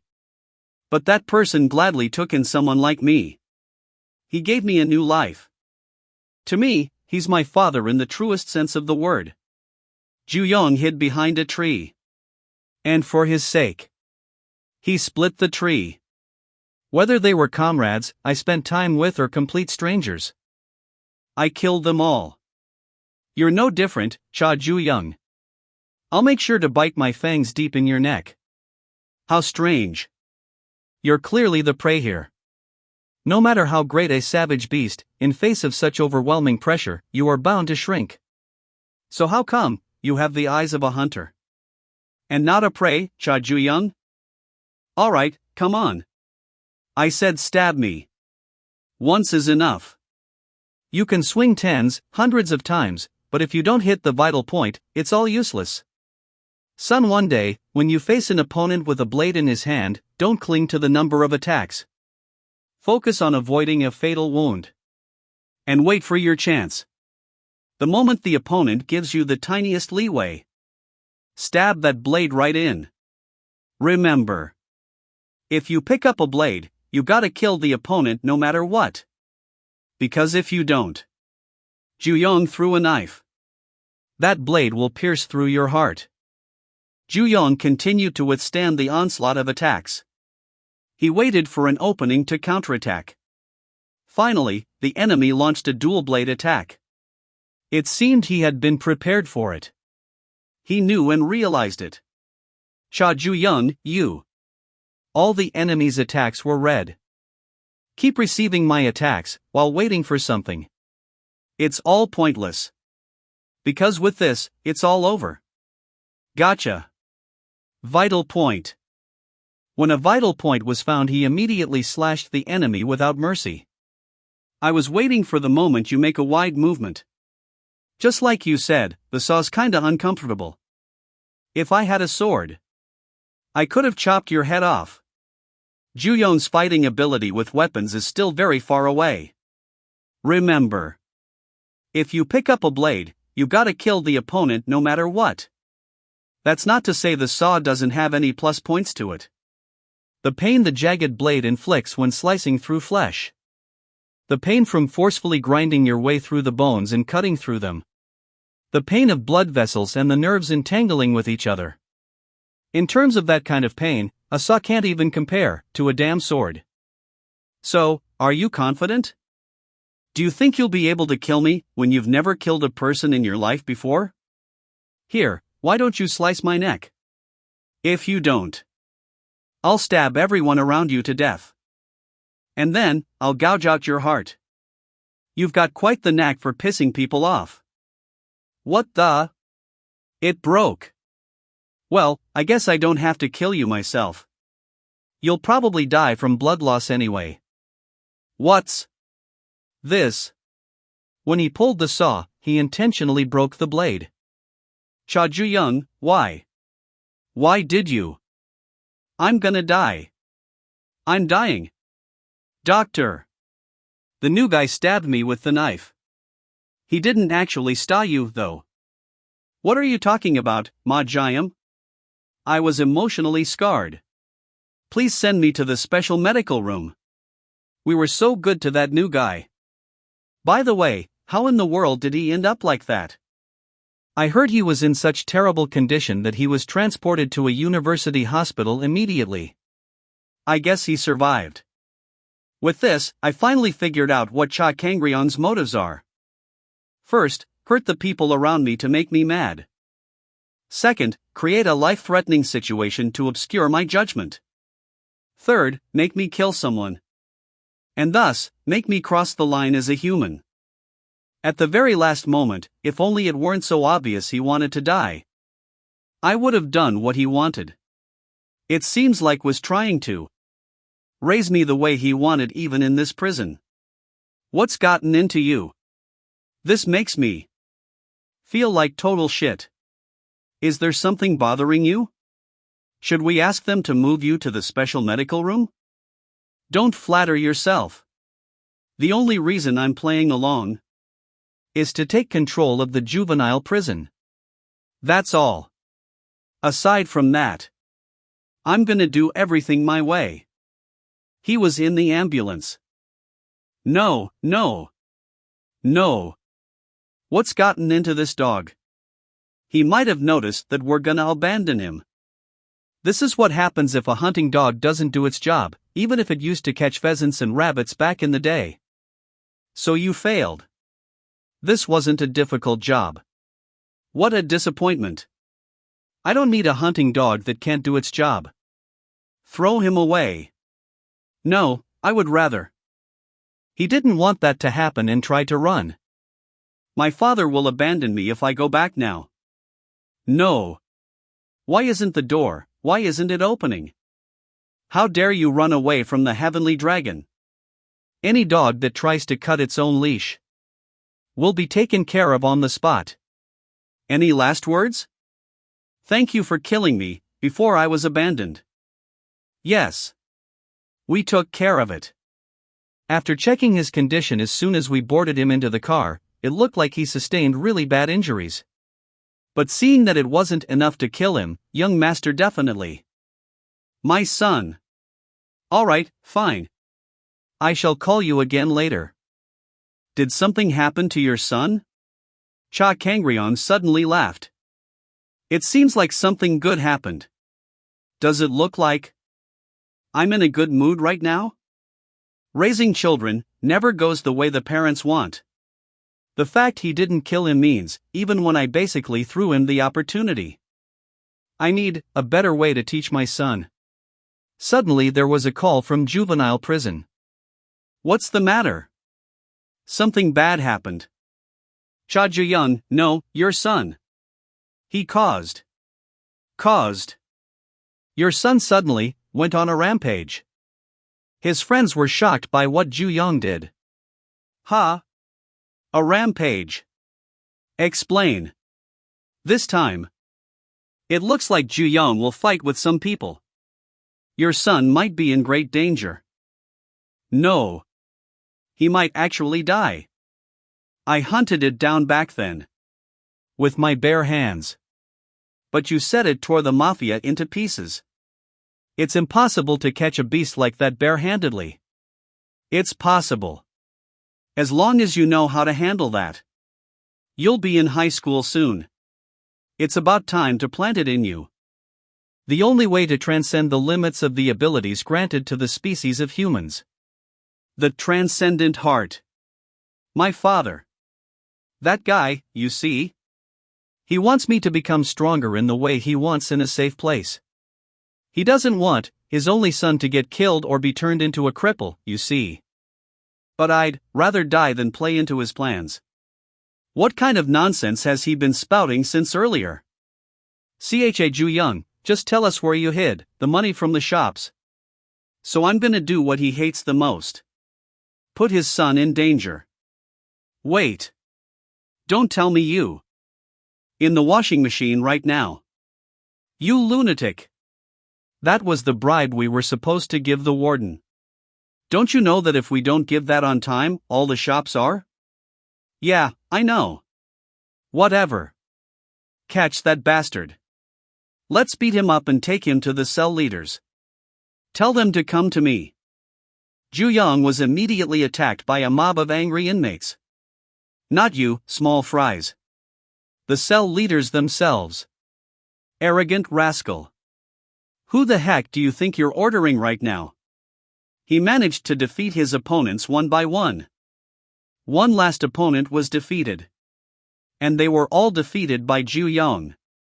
I guess a cell leader is on a different level after all.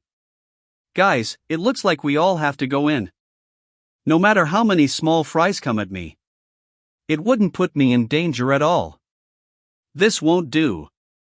When he asked me to steal the shop's money, I brought it to him, but At this rate, the other cell leaders won't let this slide easily. What on earth is he trying to do? How does he plan on getting out of this situation? I can't imagine a way at all. I'm dying of curiosity. Found you. 7199, Cha-Ju-young. Cell leader of cell number 65. I heard you stole my money and washed it clean in the washing machine, huh? Wu Guanjian. Leader of cell 21, block 5. Just gave money laundering a shot. That's all. Cha-Ju-young, I don't think you get how serious the situation is. Do you think I'm the only cell leader? Who suffered a loss because of what you did? I didn't like you at the cell leaders meeting either, you ended up causing trouble after all. Nam Jiachang, leader of cell 4, block 3. Damn, he's sexy. There's nothing I love more than strong and unpredictable men. Hong Sijuan, leader of cell 17, block 2. Min Jaiwan, leader of cell 12, block 1. Min Jaiwan, leader of cell 13, block 1. My money, give me my money back. Yu Hyunsu, leader of cell 12, block 4. At this rate, all our shops will close down. Ritu Chiol, leader of cell 7. Block 2. Is he some young master from a wealthy family? We'll just have to charge his parents 10 times the amount then. Lee Junhyuk, leader of cell 19, block 4. Isn't that Ju Young? But those guys in front of him. They're all the cell leaders. How weird, there's no meeting of the cell leaders today. Just what's happening? The atmosphere is feels like someone's gonna die soon. Cell 65 leader, Cha-Ju-young. For the first and last time, I'll give you a chance to provide an excuse for your actions. Jiam Minchiol, leader of cell 1, block 1. An excuse? You don't seem to be in the mood to listen to any such thing. Anyone who disturbs the order must be immediately eliminated. What I'm about to plant in you is the only way to transcend humans. Transcendent heart. Transcendent heart. That's right. Transcending mind, using your emotions as a medium to transcend limits. Simply put, it's a state that rapidly amplifies most of the human abilities. Look carefully. This is my final lesson for you as your father. He would try it too. Something was clearly wrong. Ju-young quickly threw a powerful punch at his two opponents. Two cell leaders were defeated in an instant. Her friends were shocked. The cell leaders were also shocked. Did you see that just now? He just took down two of the cell leaders in one strike? Wow, Cha-Ju-young. You stirred up such a big mess. I was wondering how you'd get out of this. But rather than planning to get out, you're gonna kill them all? I never wanted to use this thing he planted in me. Even if I had to die. And yet, I guess I have no choice now.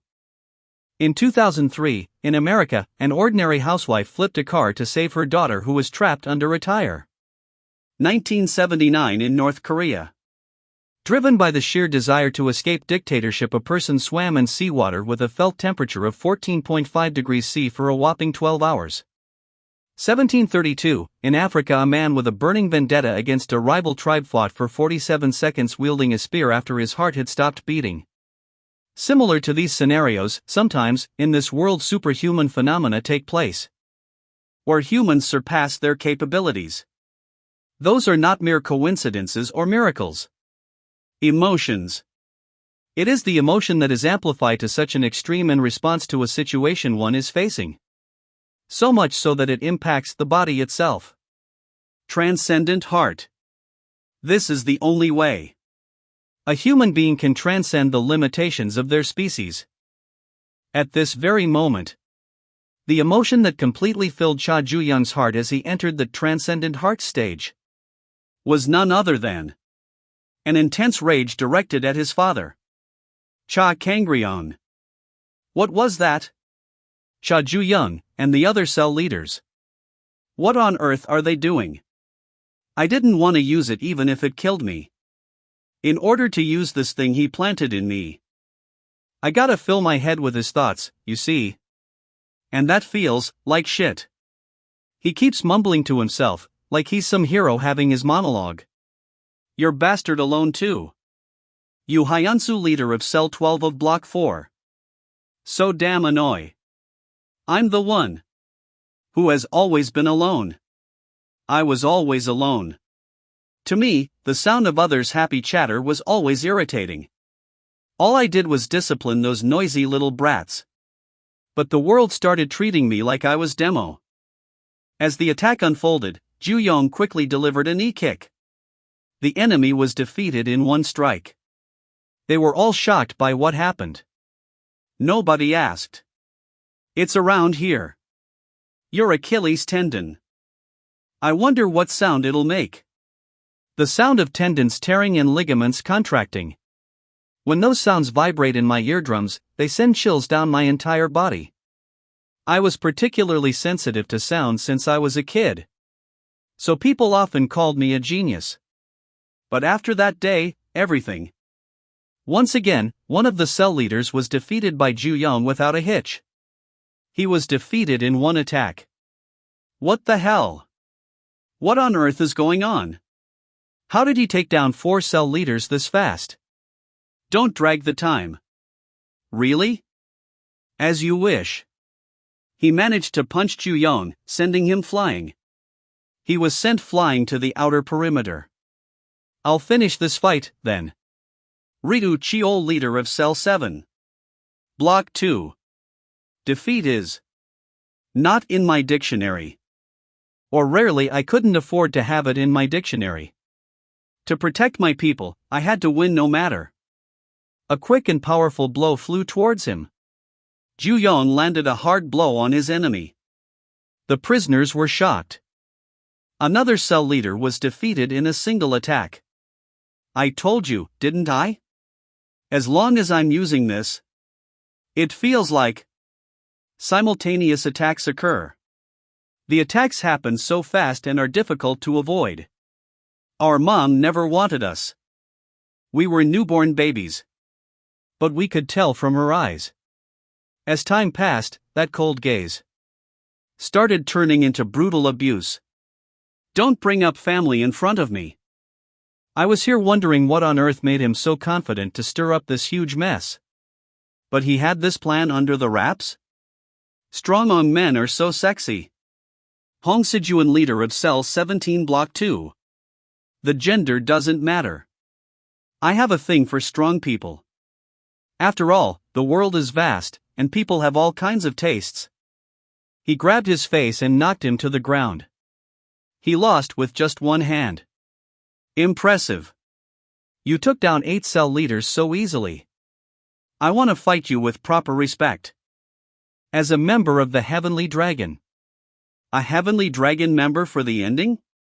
Let's fight. With all we got. A fight ensued between them. It was approaching evening. That makes it 9 down. That took longer than I expected. How is this possible? What is this? A movie. I've never seen this happen before. Stop rambling and speak clearly. Is my son safe? Well. Wait. Why is he coming? Stop coming. He looked scared. Forcefully took the phone. Long time no see. Listening intently. Father. Strong aura of intimidation. Yes. Are they feeding you well there? Prison food surprisingly suits my tastes. That's not all. They have warm running water. And they have scheduled sessions where they make me exercise. Actually, it's much nicer here than it was at home. Except one thing. I guess you could call this monotonous routine a drawback, but thanks to that present you sent me recently, things have been a little less boring. It seems like you're doing well. What a relief. But why? Would you do something so reckless? I want to leave this place. From your grip that controls this prison like it's yours. You want to leave? Yes. I realized something. I found out that place exists. No way you. Shut up and wipe your neck. Until I come find you. His father just remained silent and didn't say a word. Prison warden's office. To think among all these guards, you couldn't stop one room leader. Do you all want to lose your jobs? This is too tough, Cha Ju-young, that boy. He's in a lot of trouble this time. Even with this many guards. The scale of this accident is too large. It's going to be too difficult for us to handle him now. Do you mean that you're going to send Cha Ju-young somewhere else? I want to prevent that as much as possible. Cha Kang-ryong will flip if he finds out. There is no parent in the world who would want their child to go there. Maybe we pushed ourselves too hard. Aren't you hungry? Eat? Looks like they ate a lot of pizza. We didn't even ask for this. Yet we got a super luxurious party. There's twice as much food as normal. It's so good. Cha Ju-young is a god. I'm going to support Ju-young like a big bro from now on. I'm gonna bow to him once a day. Hey, don't act like you're close to him now. I'm the dog he adores the most. That sounds kinda weird. Anyway.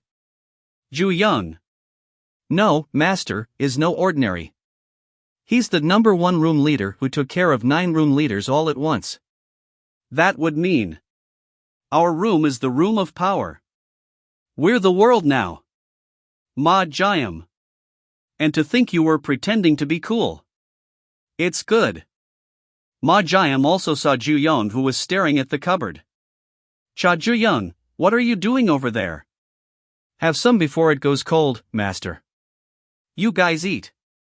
Since it'll be difficult for you guys to have delivered food from now on. You should eat lots while you can. What's wrong? Take this. Ha?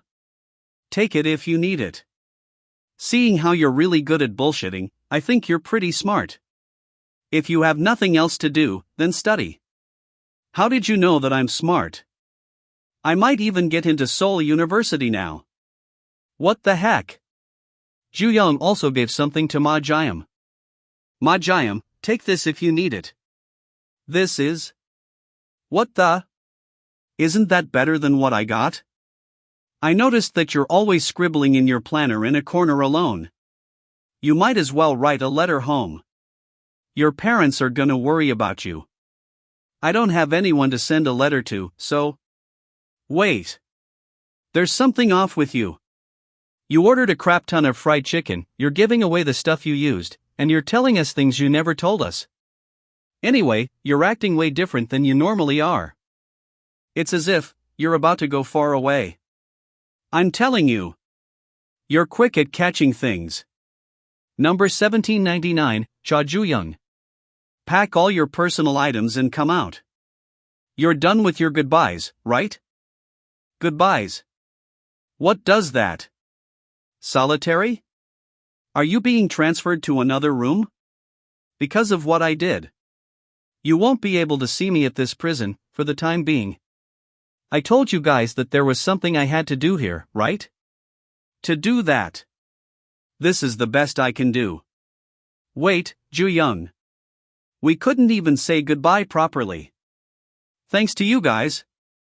I wasn't bored during my time here. It was kinda fun too.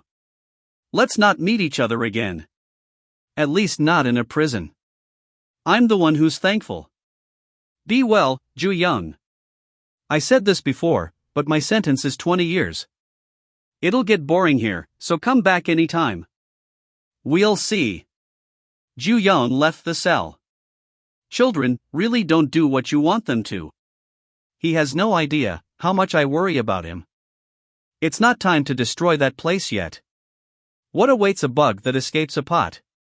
Is simply another bigger pot, which holds a stronger poisonous bug. You must stay focused, son. Do you know where we're going right now? This is confidential, but I'm sure I can tell you now. There is another prison. That's undisclosed to the public. Within this prison. Juvenile Prison Section 2. It looks like he was transferred to another prison. I gotta think. What's the fastest way to break free from Cha Kangryong's grasp and get to his neck? Should I tell you something interesting? No. This is just something people talk about, it's like an urban legend. But they say this isn't the only juvenile prison here. They say just behind those trees, there's another prison where they take the guys who really fuck up. Don't you think it's absurd? Well, I told you just for fun. So don't think too much about it. Oh yeah? I've got one last favor to ask. You know all the money the room leaders bribed the director with? I think we should steal all of it. We're here. This is the place you'll be staying in from now on. This is the facility which detains prisoners who are out of control. Juvenile prison. Section 2.